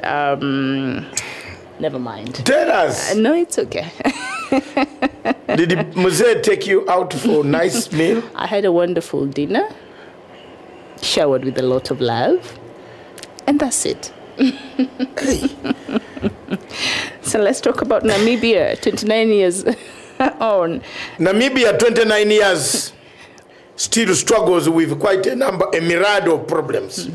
One of the problems it's struggling with is its budget. Yes. The inequality measures of Namibia presents a very big question for anybody, any scholar on the African continent to understand. The budget cannot be done. The budgetary constraints were very many. That today's budget is going to be read on Friday, which was supposed to be read much earlier. Yes. Now, it creates speculations. Yes. That probably there's a problem. There is a problem. But I want to give one credit where Namibia stands out.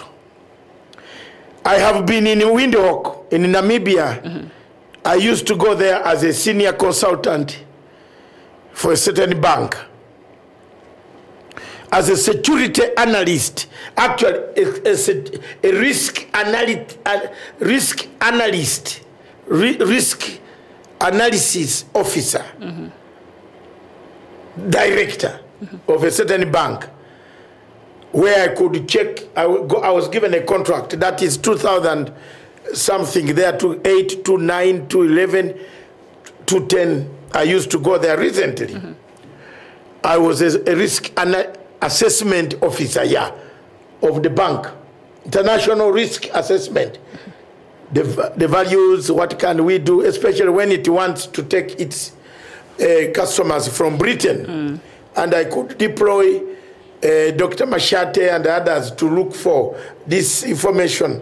Who are these? Who is this man? He wants to invest with us. Now, there's one thing I learned about Namibia. When in Namibia, it's very difficult for a civil servant to steal money. There is no department called Namibia Revenue Authority. The equal to KRA here. Yeah, it's not there. How do they get their taxes? How do they consolidate? Yeah. As you buy, the tax is gone. Okay, so you're not taxed 10 times, a million times like no. you get taxed in Kenya. You go and buy a SIM card, airtime, over 1,000 shillings. It takes 20% direct to the government, to the ET system of the Namibia Revenue Authority. You don't see anybody coming to your door. Please. And mark this, if Kenyans, if the minister who went there, if the ministers took notes, and I think this is, I want to tell you, take notes. I want to tell you why President Uhuru Kenyatta, they don't take notes. Now listen to me, let me reveal you this. Why President Uhuru Kenyatta became very annoyed is that small country, however poor it is, it has institutions that work. For the people. Police are disciplined. The immigration is disciplined. The army is disciplined. Government institutions are disciplined. Taxation is taxation. I think that's why when Kenyatta had a one-to-one with the other president, he might have told him, why are you wasting time with a wagwana, wagwan. Lamenting wagwana stealing money. A minister stealing money and staying within the cabinet. The president must have had a lecture from there. He should have. If you go to that hotel, you eat food, the tax, 17.5%, that's their tax, is already taken in the food. The beer, when you buy it, that bottle you are drinking is already taxed. As soon as they print you the receipt, if you give me time tomorrow, I'm coming with the receipt from Namibia. I kept them of 7-8 years ago. I'll come with the receipt. You get the point? To show you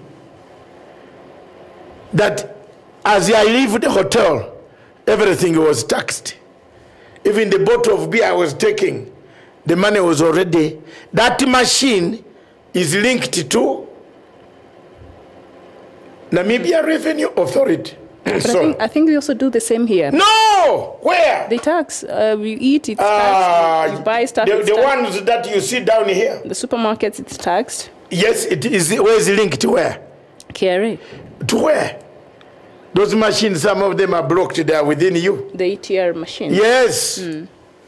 That one, you don't even see it. Here you say, I'm printing your receipt. No. Okay. No. No. Any shop. As soon as he gives you the airtime, like, then the thing comes out. The money is already gone. So you put in airtime of 980 shillings. 20 shillings is already gone. That's how they collected their tax. There are no men coming to your door knocking people's doors down. The machine is there. So every commodity in the supermarket is already taxed. Yes. I think, which is not the case in Kenya here. I normally see the taxes on my receipt. No, on the receipt, but not everything is taxed. The problem here, it could be the same.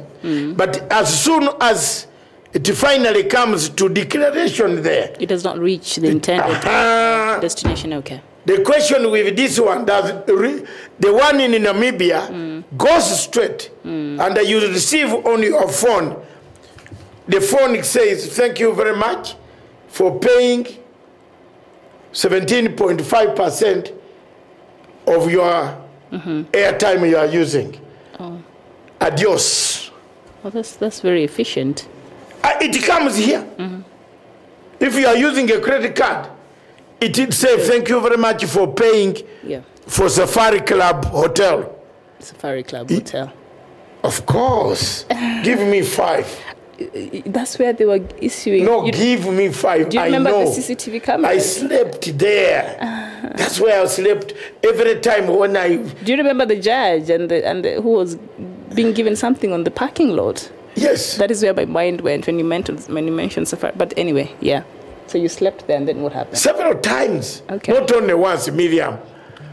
If we get time one day, yes, that we are still together, we have to do that. Safari Club? No, that trip. To Windhoek. Oh, Windhoek. Namibia. Okay. And then we visit. You do commentaries. In fact, desert. In fact, you look like them. Not like Ambazonians. No. Okay. Biram, you're asking Miriam, do you live in Kenya? Yes, I'm a Kenyan. You know, there's a club there called Chess Chatemba. What happens? And is it like Moon and something you don't go there. For you don't go there. I don't. I know for you, when we go for this reporting, you are going to wake up to go on Sunday to look for church. Of course, and I sleep at 9:30. You see, that is where we have got it wrong.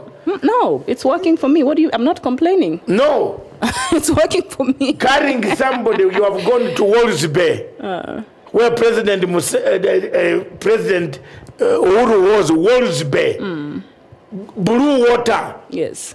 You are looking about the blue water economy. Walls Bay water is like that. The sand, the moving sand. Yes. You know that desert is the moving sand. You just enjoy it during the day. At 9:30 you go to bed. That is for me. You need to see the moving sand. Okay. You know the real sand, the desert moving. Yes. Yeah. So you need to go there.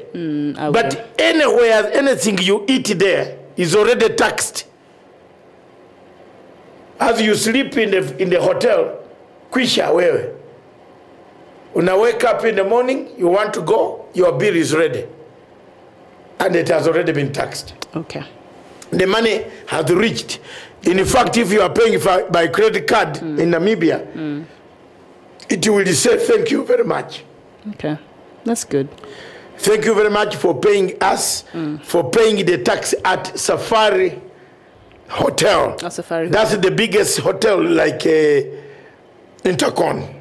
The government is a government one. It's a government. So maybe those are some of the things that when President Uhuru Kenyatta is going to. But I think when they went back in the session, benchmarking. Yes, when he did this one-to-one with the president there, maneno ilijeuka.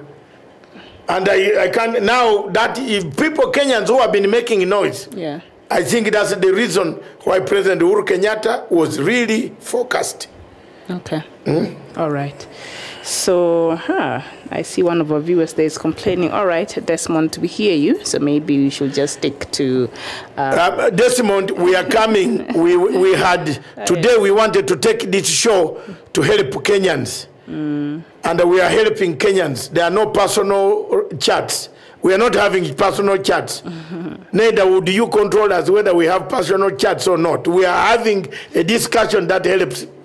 There's no personal chat here. She's Mrs. I am Mr. Okay. And of different breed. Oh, yes. Isn't it? Sawa. No, some don't. When you are here on the steering, don't allow such comments. Those are comments that bring Africa back. You know, we are doing a voluntary job. Then you come to insult us. What chat are we having? We only talk about Kenya. We are trying to help Kenya. You want us to help your Nigeria and leave Kenya to go down, Mr. Ntoko? Ntoko, sawa. So we have forgotten about it. Don't worry, please, about it. Okay. Don't worry. So we are just back on track. Yes, right? we are back on track. Yes, we are about to come on Nigeria. I know what Ntoko wants. And thank you for the kind reminder. So we'll just come back to. So in a nutshell, that's how Namibian Revenue Authority collects its... And it's very efficient. Efficient. Yes. Thank you. All right. Let's move to Nigeria. Yes. And the human rights violations still continue. Human rights violations have continued in Nigeria. Yes. Heightened political tensions ahead of the 2019 elections, which President Muhammad Buhari won, caused us what we call the current human rights, tension. That started in 2018. Yes, despite the notable military advances and apparently premature, Boko Haram is still on the rampage. Yes. Boko Haram still kills people. And also some people in Nigeria themselves, especially the Fulanis from the north, have bought daggers. And they have bought pangas, machetes. What are they buying these pangas? To slaughter chicken or goats or sheep? And they are hacking. There has been allegations that it has culminated into a religious war. It's a religious war. Okay? A religious war. Okay? Yes. That has brought all these problems. Do we have a religious war? Where the Muslims are cutting down Christians. It is taking place in Nigeria. And that is the thing that we must take note this Sunday. That civil society led campaigns against arbitrary arrests, detention without trial, and the torture has been on the increase in Nigeria. And also the abductions and the suicide bombings and attacks on civilians targeted by the Boko Haram. And the government seems to be very passive when it comes to the activities of Boko Haram in Nigeria. And so questions have been raised as to whether the government of Nigeria is really serious with the fight against Boko Haram and bringing into account and into, finishing really Boko Haram. So it looks like it's really aided, or rather provided for a very breeding ground of Boko Haram at the government of President Buhari. That is what it is in Nigeria. We move to Cameroon. Mr. Ntoko, Desmond, now, we want to tell you that it is true that the British government has finally, as we talked this week, agreed to take a step. And the coalition of the willing against the abuses by Paul Obia's government. This is a very right step in the right direction, and we hope they will stick there, make it an impact, punish Biya for the human rights abuses, and bring about a peaceful end to the conflict of Ambazonia. Punishing beer might not be on the offing as it is now. I think it appears like it's very diplomatic, and maybe this could be a solution to it. But of course, the U.S. has reiterated its commitment to dialogue, saying it is looking forward to a bilateral, regional, international cooperation in regards to finding peace especially in the Anglophone region of Cameroon. And so I don't know if UK coming in and taking these steps, because you've seen from before it sometimes back the other year it came out and it was blaming violence from both sides of the divide, Paul Biya's government and also Ambazonians. So maybe with such proclamations, probably a solution will be found in regards to the crisis that is happening now in Anglophone. And so Britain's voice having been added to other countries who have come out strongly, like the United States, that have come out strongly against what President Biya's government, Paul Biya, is doing to the Anglophone region in Cameroon. Maybe that will make a difference. But until, like, the US really took steps and took measures and sort of brought Paul Biya into account. So the UK, outside of just talking, and I know here it appears they're trying to be diplomatic, so let's just wait and see if that will work. And if that doesn't work, I think measures needs to be put in place, and some sanctions probably needs to be put in place. And Mr. Paul Biya called into account and to be responsible to his contribution to the crisis that is happening now in Ambazonia, in the southern part of Cameroon. We thank you. Ndundi Ume, you're saying Boko Haram and Fulani headsmen, jihadist terrorists, are in control of Nigerian government right now. And Edwin Biwot, Kipchirchir, you're saying leave us alone. We are very comfortable here in Kenya. Okay. And Wilson Jinchigo, you're saying, all right, I think you'd mentioned earlier. And we're all right. Yes, so that is what is happening right now in Ambazonia. So you're saying thank you, Punchline TV, always mentioning our situation in Ambazonia on your shows. God bless you. And of course, JC Lamestre, I think we sort of explained in a nutshell what Article 50 implies and what it means in regards to the situation right now with Brexit and the UK. The EU extended some time for them so that Parliament could vote. Anyway, Abdi Samad and the rest of you, thank you so much for watching us. So, Uganda. Yes, we come to Uganda. 2021 hit has begun. I can see Alfu, and Alfu, you have just missed us. We have been talking about Ambazonia. No, he came earlier, actually. He was here. He has a... Thank you very much, Alfu. Mm-hmm. And Edwin Biwot, I just want to say, continue watching this television, whether it is in Kenya or in Europe or in Elengoye Marakwet or wherever it is. It is up to you to watch. If you don't want to watch it, you can as well tune another channel. But please, stop the theft of dams in Erora and what? Cameroon. The money, ask your representatives to return the money that bought towels, whiskey. We can't assume he's from there. Yes. He could be from somewhere else. No, we don't know. Because he comes in all the time. Yes. On my Facebook and this one. He's all the time yapping. You are familiar with him? I know him. All right. Ask them to return. Edwin, thank you. They have covered themselves into a tribe now after eating. Where are the towels? Where are the towels? Okay. Towels mulitupeleka wapi? Even you want to shower when there is no water in the dam. Mrudishe towel bwana. Uza and go on the bank back that money. Return back to the shop. You know, Alufu did not send me my present. You remember? But you said you can't accept a drink. No, he said he was going to send a drink in another format. All right, Alfu. Mr. Alfu, can you please talk to him on my behalf? Alfu, I'm making an appeal. Please, we need peace in the Middle East. Please. Please, thank you so much. You said you're joining us, and greetings all the way from Tokyo.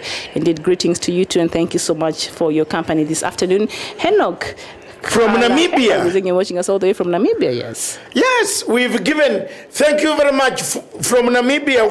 Well done. Elections are coming up in Namibia, I believe. Elections are coming up in Namibia. And we shall be, but I've told you, Namibia, yes. Kenyan, you don't need a visa. To go to Namibia. Ugandan, your visa is given on arrival. No problem. Let's prepare our cameras.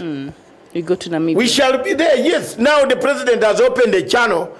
Namibia is one of the best places you can relax with a very well-organized mind, especially when I take you to Walls Bay.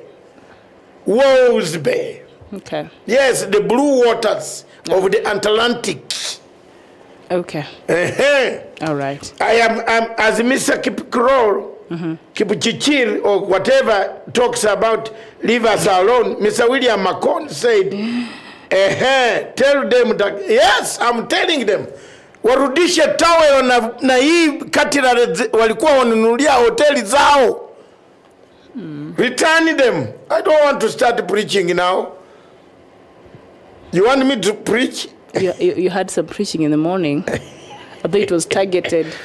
It was targeted and appears to be one. Thank you very much, Gaison, watching from the United States Embassy in Kampala. All right. Thank you, brother. And you know, the people, you haven't told Alfu, I want your comment. I told him, Alfu, we need that brandy here, bottles, and you know, it was her birthday yesterday. I don't drink, Alfu. Can you send immediately today? Alfu, it's okay. Mine was taken my cup of tea from my birthday was taken care of. Him, you promised before Valentine's. I'm going to take care also. I need extra money to take care of our meal. Sawa. So we are soliciting. We are not soliciting. Our meal. It is Mr. Alfu who said. He's saying you. Mr. Alfu who said you deserve a what? A nice bouquet. Not a nice bouquet. There was something we did very well, and he said you deserve a drink. You deserve a drink. Yes, and I for you a bouquet. Yes. And he said he's coming. All right, and he played us. Yes. Alfu, you played us. But here he's giving us very... No, Alfu doesn't play. Alfu supported this television. I know, I'm just joking. Up to today. He understands. Alfu, yes. It's all good. And Alfu, I hope we are meeting in Germany. Yes. I will be in Germany? Yes, I'm in Germany between 11th and 15th. Of next month? Yes. Reason? You're going for a... Yes, I'm going for the international conference. I've been invited by the international conference on Cameroon, Ambazonia. In Germany? Yes. It has been big there in Berlin. Okay. I've been invited. Oh, that's very good. Yes, give me the 10 hands. Congratulations. Yes, make it 15. All right. Yes. Okay. I'm a key speaker. You're a keynote speaker. Yeah, no, one of the keynote speakers. All right. And it will be, the German foreign minister will be present. Several ministers will be present. Okay. Yes. Good. Yes, I will come back. I want to travel a bit to Frankfurt and have very nice life there. Super. Frankfurt, very nice life. I enjoy Frankfurt, man. All right. So, Alfu, I hope we shall meet in Germany, in Berlin. It is going to be there. Alfu, are you going to Berlin? He has to be there. Okay. So he's saying here that the United States of America will start withdrawing armies from Cameroon. It is the latest news around, and the number of soldiers to leave still to be confirmed. Oh, okay. Yeah, because they made that statement, I think, about 2 months ago, over a month ago. So it's good that they're making good of the threat of their, whatever they say to Cameroon. If you don't stop these human rights abuses, then this is what you're going to do, and I'm happy that the United States is taking a stand. So thank you, Alfu, for that. Thank you very much, Miriam. That invitation have arrived, man. If you didn't know, I'm now here. All right. I'm gone. You can see Macron says we talk about the community and the social life. The world has collapsed. The mindset by Bishop Chiuna is, if we don't change our mindset, we have a problem. Okay. All of us. You are criticized because you are not obeying the leadership. But then you turn and get annoyed. That's what the bishop was saying today, Bishop Kiona. You turn and blame the leadership, yet it is your mindset. You don't care at all. Yeah. So, Yayi is saying she's in Bremen, so when you visit... Yayi, Bremen, I hope you know about this conference. Yes. The conference is being held there. You find out where it is. We can now meet and discuss more. Those who have all those presents, I want to come back when I'm holding presents. All right. Because I always stand for Africa. I've spoken for you people. 2 years, 2.5 years, actually 3 now, for people. So thank you very much, President Saku, who gave me an invitation, and the rest of the organizers, the German government, and they recognized our presence. There will be many other speakers. Okay. But I'm one of the key speakers on the conflict. So I really need to speed up with my German lessons, because I need you to really have an ease when you're walking around Berlin. So we need to have a day with you. I need to speed up my classes with you. So all right, in return of learning Uganda. Okay. Do you want to come? Not I can ask them to add. No, honestly. Yeah. I don't know. That one I cannot. The ticket, yes. No, it's fine. I will be corresponding from here. Yeah, because the studio will be there will be nobody. Somebody needs to be here. Exactly. Be so yes, don't worry. But that's it. We are going to Mugambo, Mugenge, and then we have. Unfortunately, I want to be able to attend the conference in Berlin because of my new job. Hey, okay. But I'm supporting financially. Doctor, I will contact you before going there. Contact me now. He will. No, now. He just... You know this thing of Bukura tomorrow. Tomorrow. Fereto, did Museveni pay you, Daktari? Uhuru also need to pay you for your efforts to fight the ICC battle. Hey. Okay. The money, the money that Feloti Felix Museveni hasn't paid up. He hasn't paid. Or he rather, maybe somebody pocketed it. Yeah, he did pay. And he's not aware. He gave instructions, but someone ate it. All right. The other one of ICC, I never had a contract. And in the morning, not in the morning, but at the beginning of this show, the first hour, we agreed we were going to look for a debt collector. We need all this money. So that Mr. Kimani, Chungwa Chimani. Yes, we start with him. Him is a little. So yes, it's a little sum. He can pay. Yeah, he's very rich now. Now he can afford. Yes, he has helicopters. Okay. Some of them land at his Kikuyu backyard. All right. Hi. Oh. Okay, so the 2021 heat has begun in Uganda. 2021 heat. The problem of Uganda politics, and as I told you, tomorrow I will deliver by afternoon, you'll see, follow my page, you'll see what I've written. Museveni will win an election by 12 midday, again.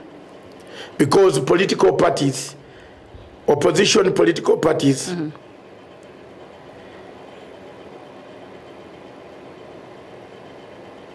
are always in turmoil. There is one thing that I attribute to Raila in this country. You can insult Raila, but Raila makes it a point that every election he unites political parties. In Uganda, we shall never be united. We shall never be together, neither shall we be present in any effort. That's it. We are never united. We are never together. We cannot hold ourselves as one political entity. But also the opposition has come out and saying that President Museveni has maintained his grip on power through a mix of electoral fraud, violent clampdown on the opposition, suppression of dissent, and deaf for co-opting of some of the opponents. Like there's no room for democracy really, as much as can allow for opposition to thrive in Uganda. That is what the opposition and human rights groups in Uganda seem to say. Human rights or no human rights, Museveni commands a big majority in the rural areas. The opposition in Uganda is only scattered in urban settings. They are very good making noise in urban area. They don't have roots. No. So let's get it very clear. All these old parties have collapsed. They don't have even money, even to have one rally organized in a town hall. Some of the political parties have joined hands. Some of the leaders have crossed over to NRM. They have been bought. It is only my member of parliament who respects me because I'm an elder, and he is kept off. He's causing me quite a lot of jittery politics. He's the only four among the four members of parliament who have told President Museveni, even when he's in the ruling party, he has stood up and said extension of term limit, age limit was wrong. The younger man have tried to persuade him, but he says, David, my dear brother, you know when a son has grown and is big, you can't go on whipping. That's the problem with President Museveni and Kagame. Yes. Kagame has now grown. He's also a president. Let's give him respect. So this man, the MP, who was very young when I was there, I was born already, he's taken over the constituency where it's only my constituency in Eastern that has rebelled against the President Party. Museveni. And it is causing me a lot of jittery. Because every time they see the guy in Ambeshe, they see Matanga. So Museveni bumps, his heart bumps, say the Matanga is in the house. So it is interesting politics. But my position is this. As long as we are scattered into several groups, it's very difficult to win an election against Museveni. And it might not be possible. So Museveni will win that election not because he has stolen, it's because the disunity among political parties. Each political leader wants to go home, wants to be in the state house. That's it. Okay. And John Clark, you're asking us where is Tawish, Babu did. They moved on. Are there no news here? You think you are not having value of the news? Maybe you are not having value. We can tell us, we improve. You have been one of our viewers since the station started. Yes. So if people have moved on, yes, you can't stop them. Maybe he did not know they moved on. So now you know. If you didn't know, yes, Esther is in BBC, Babu is somewhere around one of these small stations on Go TV. So the rest. All right. The rest, who else? Linda is also on TV somewhere. I don't see them on the STV anymore. I don't know where it has gone. Okay. Ebro, do you see it? Which channel is it on? You find it for me. Then we can give you the channel you can watch. Because no, we are always open. Yes. We are still on our satellite. Yes. And we shall see, we are there on, you can see us in Germany, in London. John Clark is saying it was just a question. Yes. I think it was just out of concern. Yes, but we are not also saying in a bad way. We are also telling you that that's where they are. They're doing better. They are doing well, and they have moved on. People change positions. And we're happy for them. Even myself tomorrow, I might leave the whole thing to her to run, and I go somewhere else, isn't it? You go to Namibia. Namibia, I will go with you. I'll take you. Okay. So Clark, yes, he says there's something he disagrees here. Yes. With me. Yeah. I better know it now. You since it is you running the show, tell me why he disagrees with me. John Clark, you're saying, I disagree with you on that one, Doctor. Jubilee had already united most political parties, were already in Jubilee before handshake with Raila. Raila had 2017 been demolished by Uhuru when unity came for Kenya. We're not talking about the handshake. That was before the elections 2017. I think Raila was able to galvanize the opposition, and also Jubilee was able to galvanize a few other parties that formed the greater Jubilee coalition. That's why it's a Jubilee coalition. So I think both sides were able to galvanize a number of parties, you know, one that formed the government and the other one that formed the opposition. So, yes. I think his question is, we said, is Jubilee falling apart? That was our question on the poster. I think when you said that one credit you give to Raila is he's been able to bring the opposition together. So I think he missed that point. Yes. Yeah. In Kenyan politics, Raila brings opposition together. Yeah. Ugandan politics, every opposition leader wants to beat the state house. Therefore, we can't win President Museveni at all. That's the truth. And you will see it counted in February 2021. That's the day. Yes. Any day in February is when elections will be held. We are gone. Yes. Around February 8th, 10th, 11th, there will be a winner, and that winner is Museveni. President Museveni. Because we are not united. Yes, and that will extend his tenure. And we have to admit that.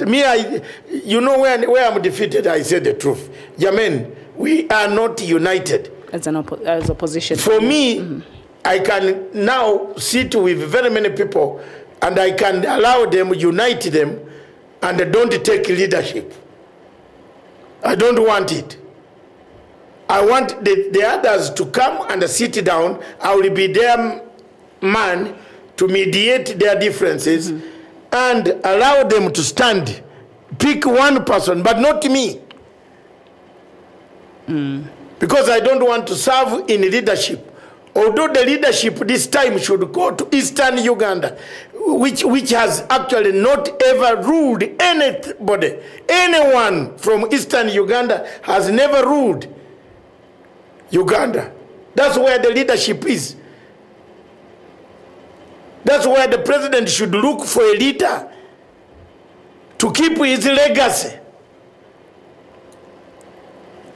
Contribution to NRM does not mean we are members, but we value what NRM has done. There are certain things that the Uganda NRM has done for Uganda. Give it a credit. Security, education, microfinancing, economy. Corruption is everywhere. In Kenya here, corruption is rampant, spread.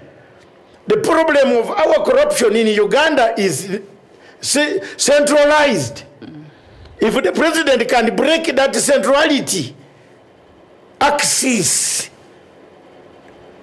the axis of central corruption, where you must know so and so before or marry somebody somewhere in order to get to the cake of a loan, our country will be better. You see the way I'm charging now, you want to charge me? Oh no. You want to see tomorrow? Not on a Sunday. Tomorrow. Not on a there is Sunday my afternoon. speech tomorrow.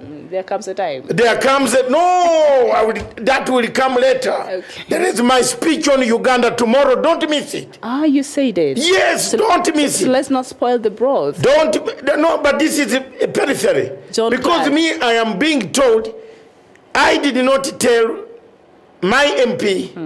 My MP is my blood, is my tribesman, my clansman. He understands the position. I agree. President Museveni has done very well. Very well. And that one, me and Nambeshe, we are together. Comrade. The problem that I and my MP is, for him, he has gone one step further to tell this guy that you have done very wrong. Me, I have said, let's now, my strategies, we take the thing and take the legacy. Have you seen the difference?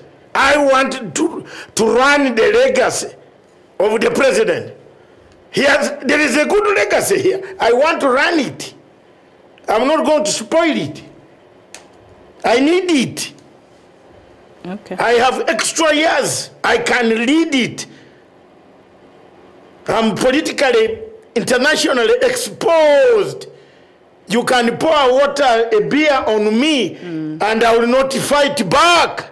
You will not fight back? No. So you have some interest. We need someone in Uganda tolerant. So you have interest in Ugandan politics? Oh, sometime. That's why I'm keeping quiet. And I'm saying the truth.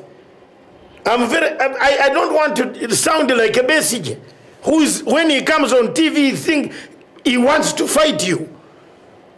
I am being organized and I'm watching. I have told you a signal. The leadership must come from Eastern Province, where the sun comes from. The rest have taken a share. So you're feeling how some Kenyans are feeling here. 4 presidents from the north, 2 from Buganda, 34 years from Western. Where are we? Where is Matanga? Okay. That's it. Right. If you wanted to know that I am now also on it. Okay. That's it. Listen it. So now you have just... I have not started yet. You have... my international friends... You have let the cat... International friends have not told me to come here. Museveni is watching you. It doesn't... He can watch. I am not a child. We needed him to get... Can you listen to me? I'm not a child like this Bobu wine. We needed the money first. Whose title... He buys land on a title which is taken away. I don't do that type of politics. He buys land on a but you know that was political. No, I am not. I don't rely on George Soros' money. Okay. I am now relying on facts. That there is a legacy that has done very well. Needs to be protected. That's the type of politics. My entry point is there. Have you seen how I'm coming? I'm not going to disturb status quo. I started this. My father told me before he went down that he studied that subject. One day it will be useful. Okay. And the Ugandans watch. Don't give a man who cannot write English. Don't give a man who cannot write a policy. And you say because he's popular and he's stolen my uniform, my color, I am coming myself. He'll hire technocrats to do that for him. No, this is the technocrat that brought the Kenyatta problem. Didn't you see the technocrats in Namibia? Let somebody tell you, do you see Matanga asking someone to write his notes? But he's English. No, you read it every day. Sorry, Mama, you read it every day. Do you see anyone writing for me? No, I just answer. Of course not. My website has 8.6 million. 8.6 million people. Read me the world. Yes. And my essay, if you put it on blog like this, it's not this cantankerous ally. My website is not sponsored. I don't pay to get, you know, viewers. I want people who have intellect to read my material, not to buy people to impress people, that you have people on your wall who jumped through the window when they saw they had the word school. They ran. Bobby Wine ran. Oh, yes. Okay. He ran and went to play guitar. How can he rule Uganda with guitar? See, that's a talent. No, please don't bring. Then the talent is in. Go and play on Matsanga's coronation day. Madagascar. They have a DJ now as a president. Kwolwo olunaku ojja kukuba endongo ku lunaku lwange. Toyinza kuvuga Uganda. Nedda. Translate. We have been there. I am saying on that day, yes, he has to do the coronation. He has to come sing. Yes, sing for the men. Okay. Hallelujah, Hosanna, we are going. Okay. And wait for some time. After all, even the law is being changed from 40 years to 45. So you still have time. Now use Matanga. Let me be the shining light to deliver you, to prepare that journey. To Canaan. There is no Canaan in Uganda, to River Nile. Thank you very much, because people have been asking me too many questions. I am telling you the truth. I am not interested. On this 2021, the man is going to win, and by 12 midday. Yes. The problem of my friends, what they have done, they are poking nose in his party. That is Museveni's party. NRM, why do you want you are a leader of another party. Then you want that party to choose the man you want. And you tell that party that I don't want that man. Then where's democracy? If the NRM brings a dog, that is their candidate. If they bring a donkey, that's their candidate. If they bring a rat, that's their candidate. Have you seen the type of politics I am above this petty thing of basic, of telling us that Museveni should not stand? Who are you to tell people of another party not to bring their candidate? When you are the one who made this constitution and you put that obnoxious Article 102, but because the plate was removed where you used to eat together, molest us together. He was part of NRM. Yes! You have forgotten, we have not forgotten. Wallahi. You are lumped together. There must be a new generation. When the plate was removed is when you shout. But when the plate was there, it is us who are being molested to return parties. For parties to return it to Uganda, some of us paid the price. Several people have paid the price. Others with their own lives. May God help us. Okay. So me, I am not there. For now, you're not there. Yes, I want a legacy. All right. You know, time is going to come when they get defeated and they just look for an innocent Easterner. Hand him over this to guide you, because God has already decided. You don't see the star. Haven't you seen the star written up there in Uganda? There's a star. Mungu ameandika. There's a star in Uganda. Yes. Which side should I go look for tonight? Tonight, sleep. East or west or where? You depending on how your bed is positioned. I need to be outside to see the star. You will see there's a star. There's a star there saying all these people have I'm telling you. Okay. All these people are playing, but there is something in that God has already written down. All right. They don't know what Museveni is thinking. So it's just a matter of time before Museveni could just surprise people. Didn't Kenyatta tell you that Kenyatta told us here he will surprise you in 2022? He will surprise you. Didn't he say that? President Uhuru Kenyatta? Yes, President, you heard.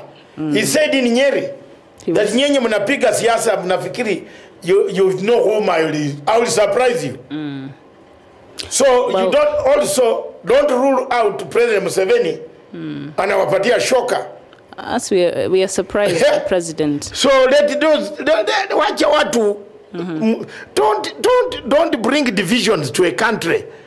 Don't play those songs that remind us of colonial and internal colonialism that made us plant trees along the roads, that made us to kneel down and to bow our heads and eat that. Okay. Because some of us have Republican hearts. Hey, division, don't divide the country. Because George Soros, you have seen the George Soros here. Have you seen what the George Soros has done to your own country here? Did you know that? Do you know what is going on now here? Look at Mwangi. What is he doing? Why is he so active? I saw that thing you was talking about last week. I just read it from one of the papers about the milk bill. Yes. And you see? I read it, and if that is what is really truly is going to happen, then as a Kenyan, I'm worried actually. It is not. Someone has hyped it up to create apathy against President Uhuru Kenyatta. But it's not been even in Parliament yet, so let's just wait and see how it's not even. It can't go to Parliament. Those were proposals by the Diary Board. So we see if I told you. The Diary Board is not Kenyatta. The Diary Board is not Kenyatta. It's not headed by Kenyatta. The person screwing all this, screwing all Kenyatta's politics is Moses Kuria. And Kenyatta should wake up and deal with Moses Kuria. Walai, he's the one, you see, he's the one spoiling Kenyatta's legacy. Nyinyi mnataka niambie nini? Huyu mtu alisema alinunua witness for 2,000 shillings. Tena leo Ruto anamubeba kwa mkono kila siku. Tena alinunua witness kufix huyu Ruto. Umeona hiyo? How Africans will behave? Maybe we are just forgiving. No. This the man spoiling Danizi politics in Kiambu. He's the one. If the president does not have ears and eyes to see, yes, the state is deeper than the usual state. Deep state. Yes. Okay. Yeah, you have played my African brother. You have played him too much all the time. Boss, act. You have the state. Use a deeper state. Mujue leo. Everything they go to Raila. It's Raila problem. Raila is not even there. Raila ali shake hand and he went. He's busy in AU. He's busy doing his work. He has a job. Yeah. But wanakuja Raila. They are covering under Raila. Yet they are going to church.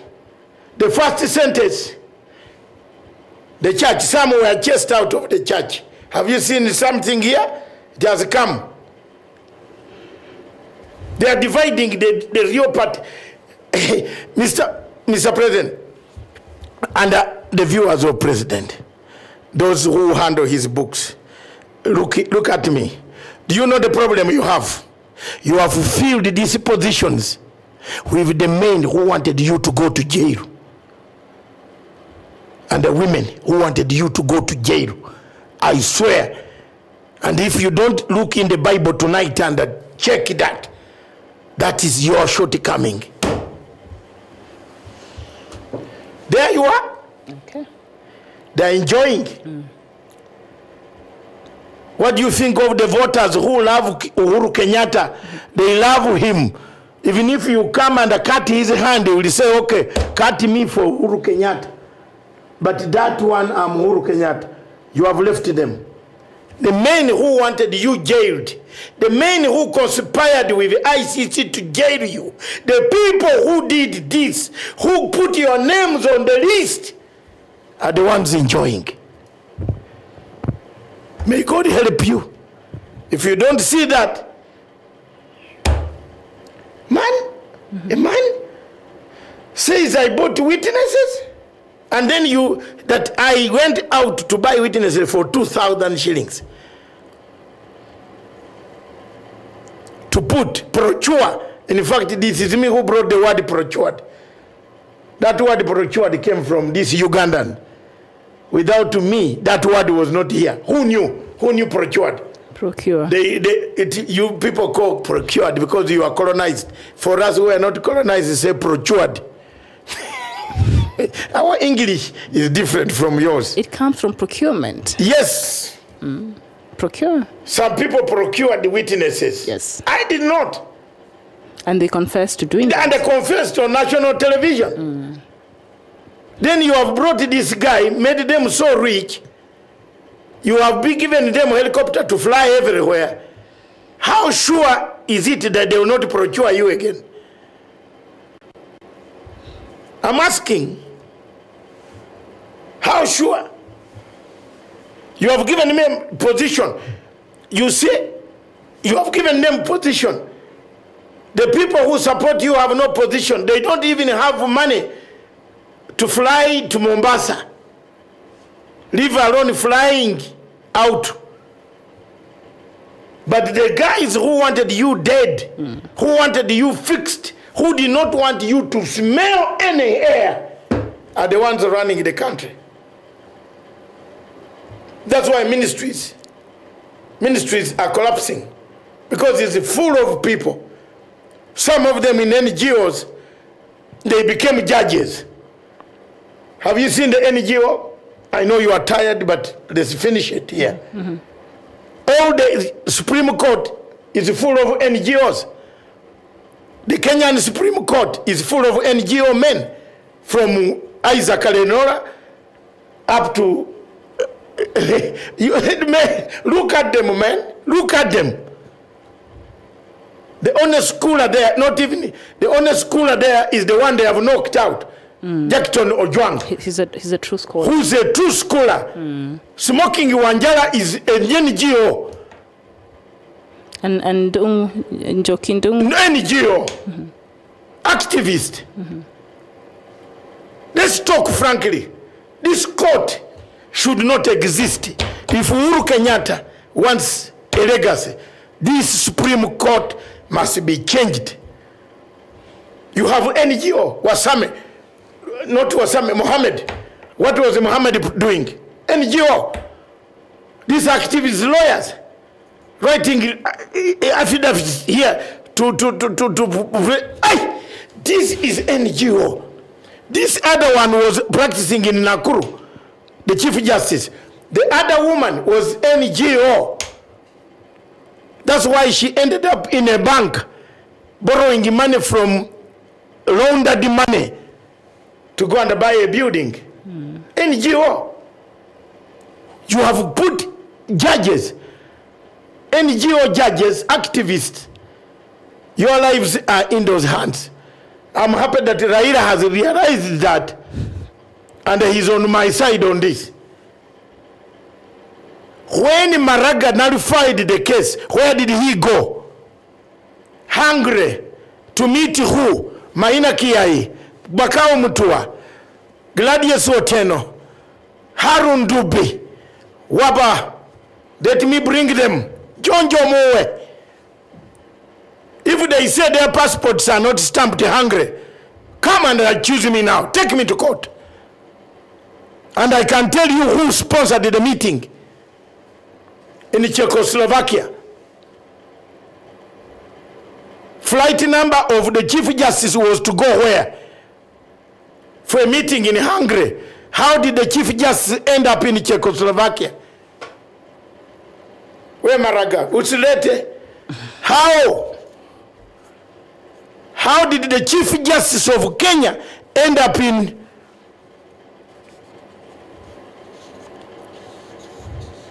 how? He went to Hungary. From Hungary, slipped over to Czechoslovakia. Okay. What is the capital city of Czechoslovakia? Look for it, Pristina. Do I need any more? Case closed. Who was in the capital Czechoslovakia? Who was in that capital? The managing director of Open Society Foundation. What was the managing director of the Open Society Foundation doing in that meeting?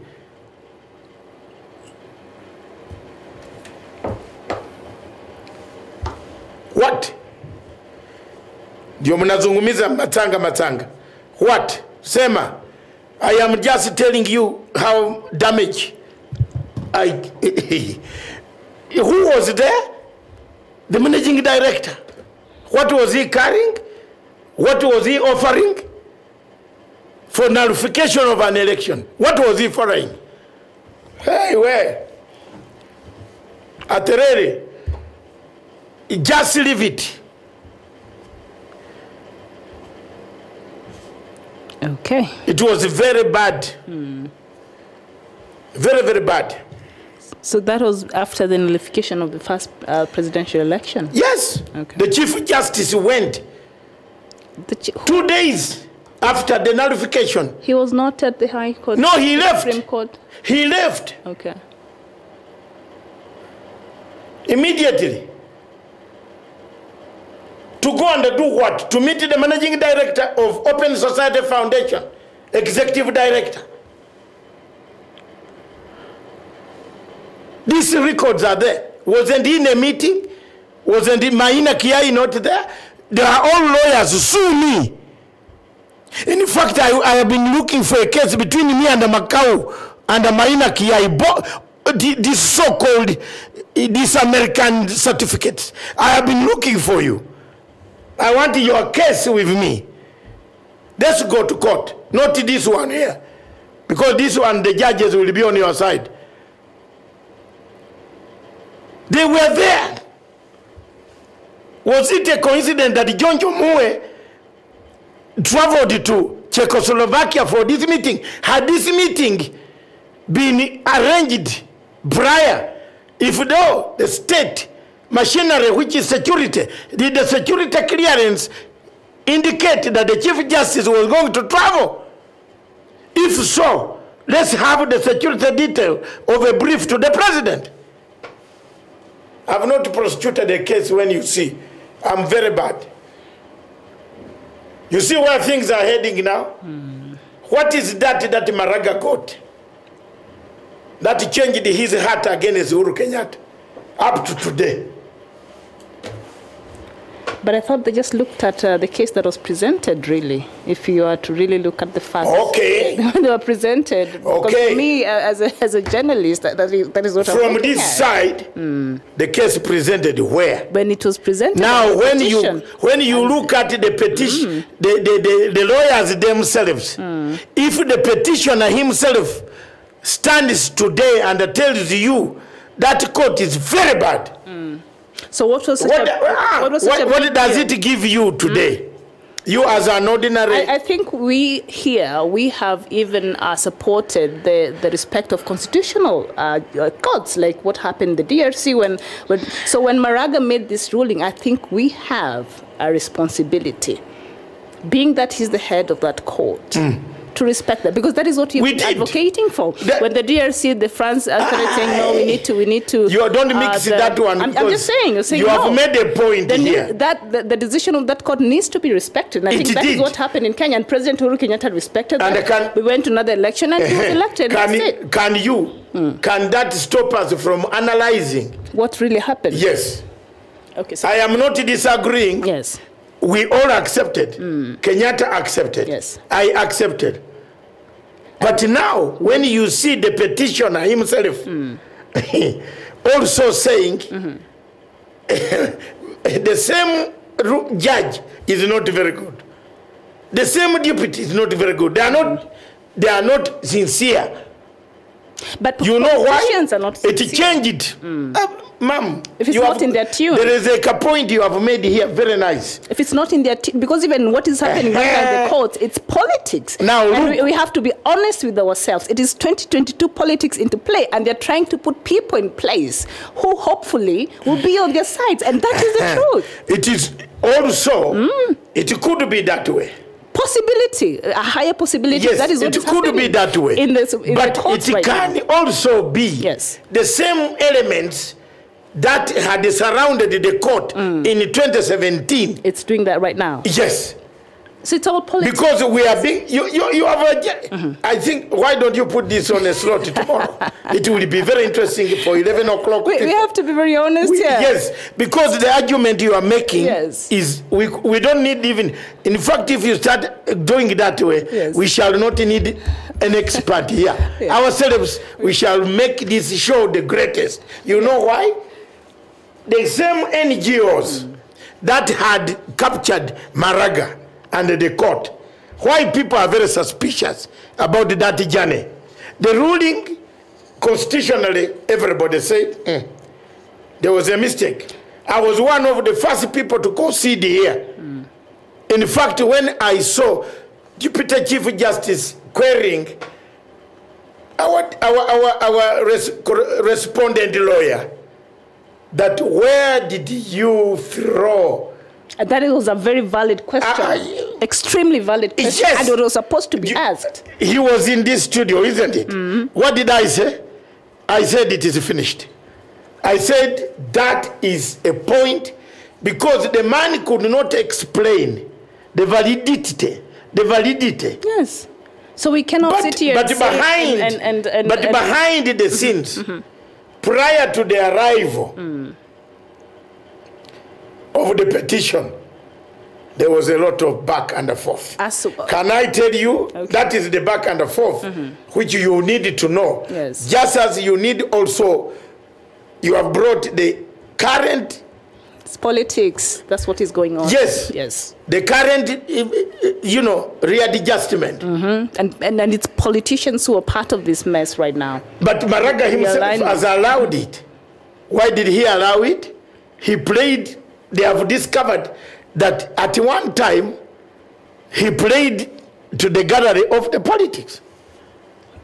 Maraga was just following the constitution, was he not? He was. The first time I have not reviewed the first time. The second time the president was when the second time happened, what happened? They brought the case. He looked at whatever that was presented, and there seemed to be no case that was holding, and the president was declared a president. So what is the problem? They declared the president under the protest of who?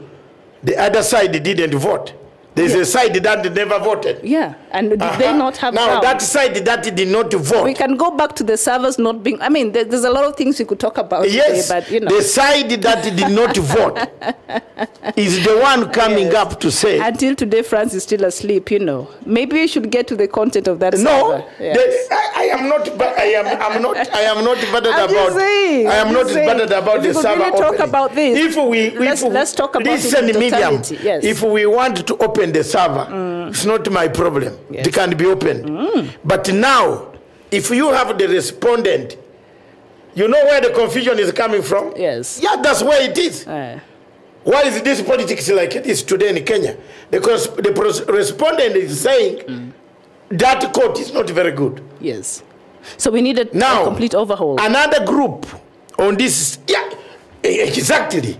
Because in the second term, the correspondent should have the respondent filed and said the election should not take place. Isn't it? Yes. We are not taking part in that election because of A, B, C, D. And did it stop the election from taking place? What did the court say? Elections took place. Which is there is where we had... if it is a fair court, what we would have said, postponed it. Fair by whose standards? By which side? A fair court. Because in their own wisdom, they saw that whatever... Haven't you seen the point I'm making? Whatever reason... You have nullified the first election. These guys have agreed. Yes. The second election, yes, a questions arise. Does there be new nomination or not? Have you seen that? The constitution was very silent whether now we go for fresh nominations or who are the candidates. Because the constitution does was not have that provision. Yes. There was no. You see now you are coming to where I'm leading you. Is where we are going to agree on one point that there is something Kasoro with our courts. Our courts. And maybe Supreme Court. Our loophole in the constitution. Yes. Yes. The Supreme Court should have, clarified who are these taking place. Is it the whole of it or these two? You remember Raila went to court for the repeat, but I think our no, we went to court to say we need fresh. Do you need the fresh nomination? But the rest are considered. It doesn't matter. The rest conceding is not the main respondent. They had conceded. The main respondent in this petition was none other than Raila, Amolo Odinga, and ODM. Yes. That were on the ballot. Yes. So if we go seriously the route we are going with you, then the judges should have stood in the middle and become neutral. Say, we nullified this.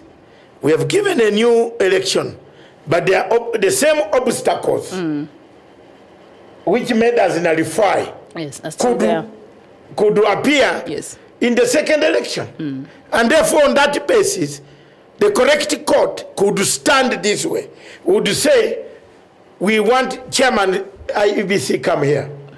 Compromised, This thing is not very right. It can plunge the country. And indeed, it was going to plunge the country into... Some people are killed. Yes, you saw. What I'm talking about is, for me, as a security expert, I'm looking at that element of triggering. Yes. That election was going to trigger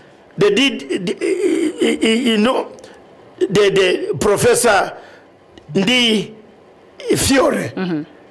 It triggered Miguna. You have seen the consequences. It brought in Miguna in the forefront, hot-headed. Say we go. We go. Miguna is just a different case. No. Miguna picked from there the lacuna in the law. Miguna used the lacuna. Since now the Baba has refused the elections. Now it means we won. These guys have forced us to do an election. We are also going to have our own president. But see, here's the thing. They refused that election. IEBC did not refuse to take to Nyanza province the election materials or preside election in that area. They opted out of the election. So what was the court supposed to do? You cannot force people who do not want to vote. You cannot force Biafrans to vote if they do not want to vote. You cannot force Ambazonians to vote if they do not want to vote. That part of the country that time felt we are not going to participate in these repeat elections. And that's it. So IEBC, on their part, they did their mandate. You see how the people were being beaten in Kisumu and those other sides. So in that regard, I think the court had every right to do whatever they did, because IEBC did not stop these people from voting. They decided they did not want to vote. That is a choice that they made, and that is a choice they lived with, and they opted out of the elections. So the rest of the country was supposed to be affected because that part of the country refused to participate? No. Yes. That's where you got the point wrong. What should the court, the normal court, do? Yes. I was waiting for you to come there. That's what the normal court failed to do. And what the court became compromised by whoever was controlling it.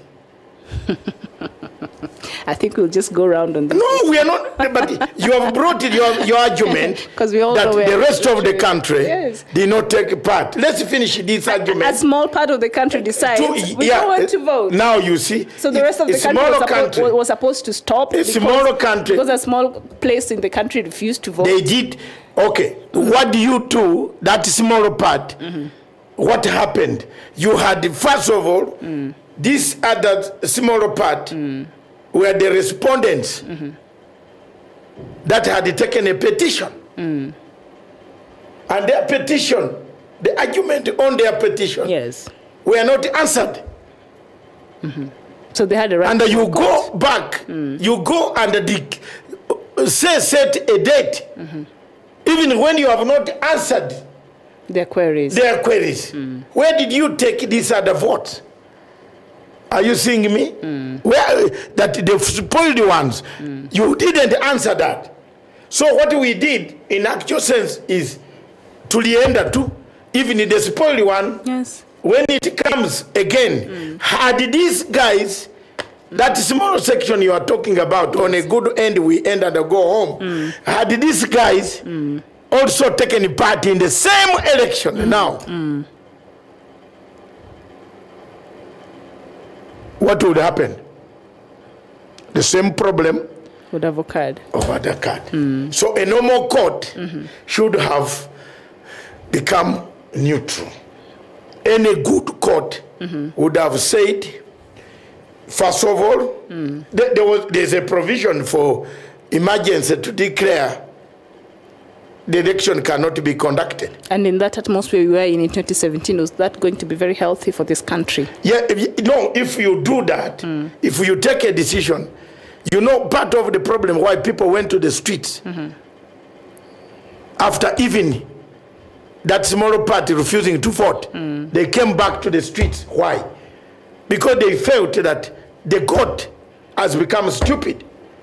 It declared a problem, then it refused to announce itself on the problem.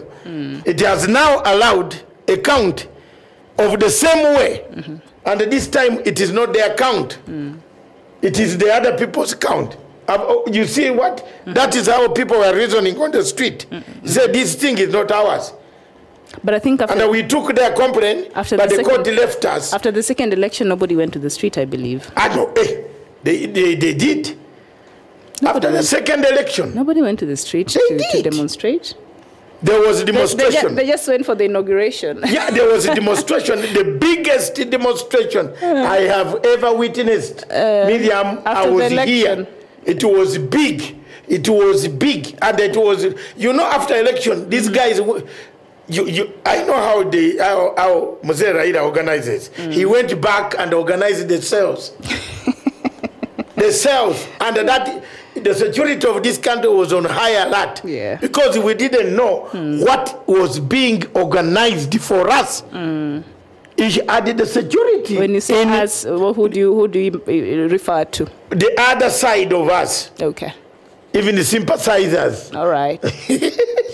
I was a sympathizer. So. Yes, you have to tell the truth. I was a sympathizer. Yeah. I'm a member. So now you need to tell the president to stop lamenting and to clean up. Why are you annoyed with me over this issue? I'm not annoyed. As a Kenyan, I'm very frustrated with the state of things in this country. Tomorrow I am giving you. I allow you the morning show. They are the most affected right now. Ma'am, I am allowing you the morning show tomorrow. Mr. President, no more lamenting. Please take charge. You have the authority as the president and the head of state of this country.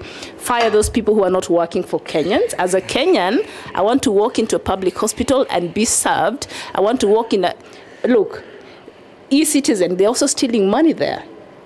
You know? So things like this, as a Kenyan, I'm really frustrated. And all I want to see is a system that works for me. Whether it's Uhuru Kenyatta there, or I don't know, or Nanok, or whoever who is in that. I don't even care who is at the head. As long as the system is working for me as a Kenyan, that is my concern, politics aside. So that is my the bone I have to pick, I think, with the current situation in this country. And if you walk around, even see in social media, Kenyans are really frustrated with the current state of affairs in this country. And hopefully the president will really take charge and show that he's truly in charge and, you know, do what he's supposed to be doing. Yeah, well, let's correct a few things which we might have misunderstood. Yes. There is a country called Czech, and there is a country called Slovakia. So Mr. Didi, is it Mr. Didi? That's a friend of mine from Germany. Yeah. Yes. That's true. I was calling the main country. Yes. There's Prague, and there's Slovakia. And Pristina is in the Balkans. No, is in the Pristina is not in the Balkan. The countries in the Balkan are known. I don't know whether you know Balkan. The Balkan is Serbia,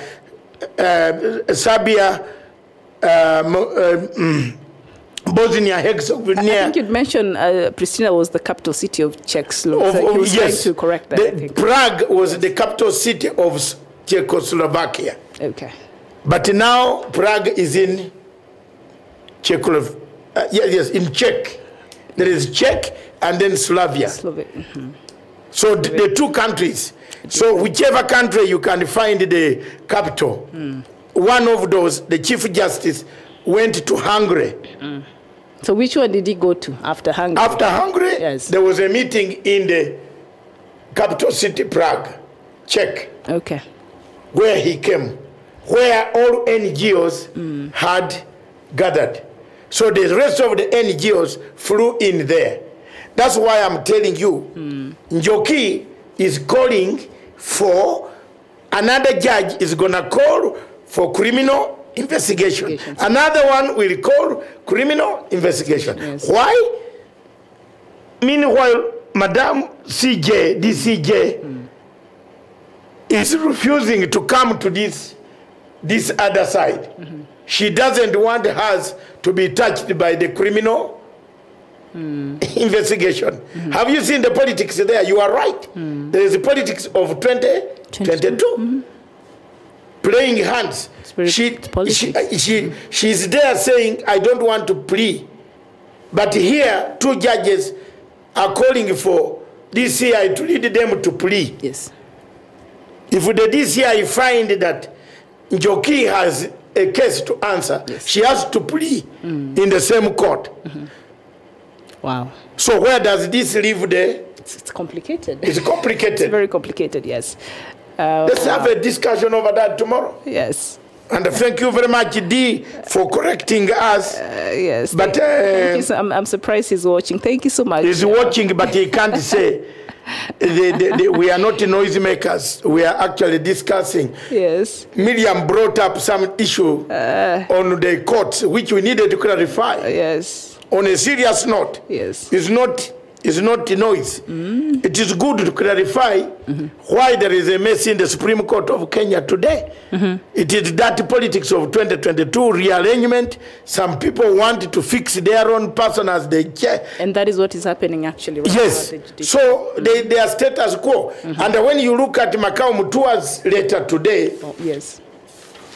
We had, can I borrow 5 minutes or 2 minutes before we leave? Macau Mutua's letter says, after 2017 polls, the Jubilee Party is dying slow but sure death. Have you seen that? Are you agreeing with him on that today? I don't know. But it seems yes. Yes and no. If you don't bring back, you know the factors that I've just told you. Those are some of the factors. For Mzee Raila to have conceded and taken a step forward and united with Raila, with President Uhuru, it has put so many people at disarray. Yes, it's created a wedge. Both ways. Even his own, in opposition. Yes. They are both ways. Yesterday, one member of parliament from the Rift Valley called my phone. I want to say who, but those who listen to my phone will say who it was. He was telling me there are people from President, Prime Minister Odinga's place, party, who are telling them to hammer this thing to collapse. A member from Ruto's camp was called me yesterday, an MP from the Rift Valley, because he was concerned that these things are beginning again. He's a member of parliament from the Rift Valley who called me. Yesterday, was it Saturday? Yes, he called me. He said, you see, you think, because after our exchange, hot exchange with him, Then he said, but you think we are doing it ourselves? There are people from Raila's party who are telling us to hit hard. But why are they listening? Because they are interested in 2022. They want to capture some people from the rural land. Why are they blaming the Raila people? Those are decisions you make. Come on. The truth is this. Yes. There is one thing that I'm living as we live. Yes. We want to thank our viewers. Yes. For having waited for us. 3 hours. To about 3 hours. It's 5:15. 3 hours. Thank you very much. Yes. We don't want to waste much time. Yes. But the thing Miriam has raised here, the cardinal 2 points, very seriously. 1 point is President Uhuru Kenyatta act. Tell him to use the sword. Sword act. Cut. There are many Kenyans who can work in those ministries. Yes. Able and willing. Because you can, no, let me ask. A quick one, half a second. You have told the minister when you are in the United States. You told the minister when you are in France. You told the minister when you are in Dubai. You are going to a third country. And then nothing, not a minister to tell you I wrote a circular. Where is the circular? No circular. So take action. Please, Mr. President. All right, we want to thank our viewers. You finish it up. Yes. We want to thank our viewers for your valued time and for keeping us company. You just tell them for challenging my boss. Yes? It's okay. It's a democratic country. It's a democratic place. We are allowed to just speak our minds. This is our, in fact, that type of discussion is what we want. We are not going to keep quiet when these people, Bernard, you know, there are people, these are people we should mark. Why engage this useless man on Kenyan? I think, what do you think about that? Mr. Omar, continue watching. We love you. You can continue watch. There is no use. I have been here before. Hopefully you can join us tomorrow at... if you want to join us tomorrow at 11. Good morning, Africa, 11 a.m. And we can... this is not a local TV. It's international. We are discussing with everybody. So your views look like out of all the comments, yours is the outstanding childish view that we are doing is useless. We are talking about the same things that affect Kenyans. Yes. Miriam has said the president must act seriously. And he's in agreement. And I'm in agreement with that. Yes. Judiciary, it's politics. It's politics. I'm in agreement. Yes. So there's politics. All right, yes. Thank you very much. Bernard, we encourage a healthy criticism. Discussion. Yes. Not insults. Yes, please. If you want insult, you can vent it somewhere else to your local chief. Or the worst is that you go to the transformer of KPLC. You're not helping. By the way, ask PLO. You're not helping now. No, ask Lumumba. Mboya. We are asking Mboya how much money he need out of court settlement. Yes. Because all of us have not got the share of how much. So Lumumba also might see rather at the DCI. Okay. Because out of settlement could have been 200 million. Okay. And then it was divided amongst the managers. You see, things are going to come out. When you touch things, that's why for me, that court, when I was hammered once, I went back to the shell. Miriam, I lost 6 million. You're still in the shell? You need to come out of the woodworks. All right. I am 6 million. You're 6 million short? Yeah. Oh, Lord. So I will not even ever talk about it. Yes. I have just left it to God. Yes. All right. The lawyer gave a note. I needed the money, 3. Another, then they kept taking me this way, 2 years. The final thing, the court said the judge has moved to Supreme Court. There was no judgment. The next thing that I did, the second judge died mysteriously. You're unlucky with these judges, it appears. You are not helping. Finish the show.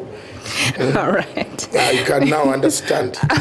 Finish the show. All right, we want to thank you so much, our viewers, and hopefully tomorrow we can meet here bright and early, 11 a.m. East African time for Good Morning Africa. But today we really want to thank you for engaging with us and for making this show a success. From me, Miriam Mogutu, it is bye-bye for now. Thank you very much. For me, Dr. David Matanga, all the way from Igbo land of Umofia. Thank you.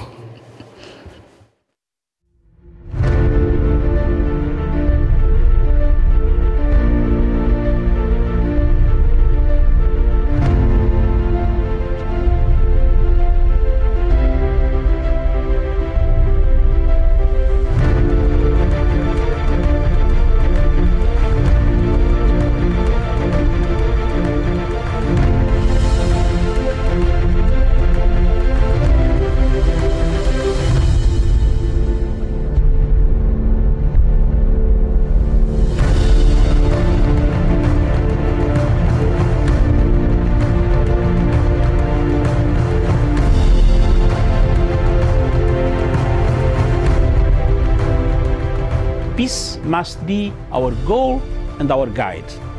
And all that we strive for as a human family, dignity and hope, progress and prosperity, depends on peace. But peace depends on us.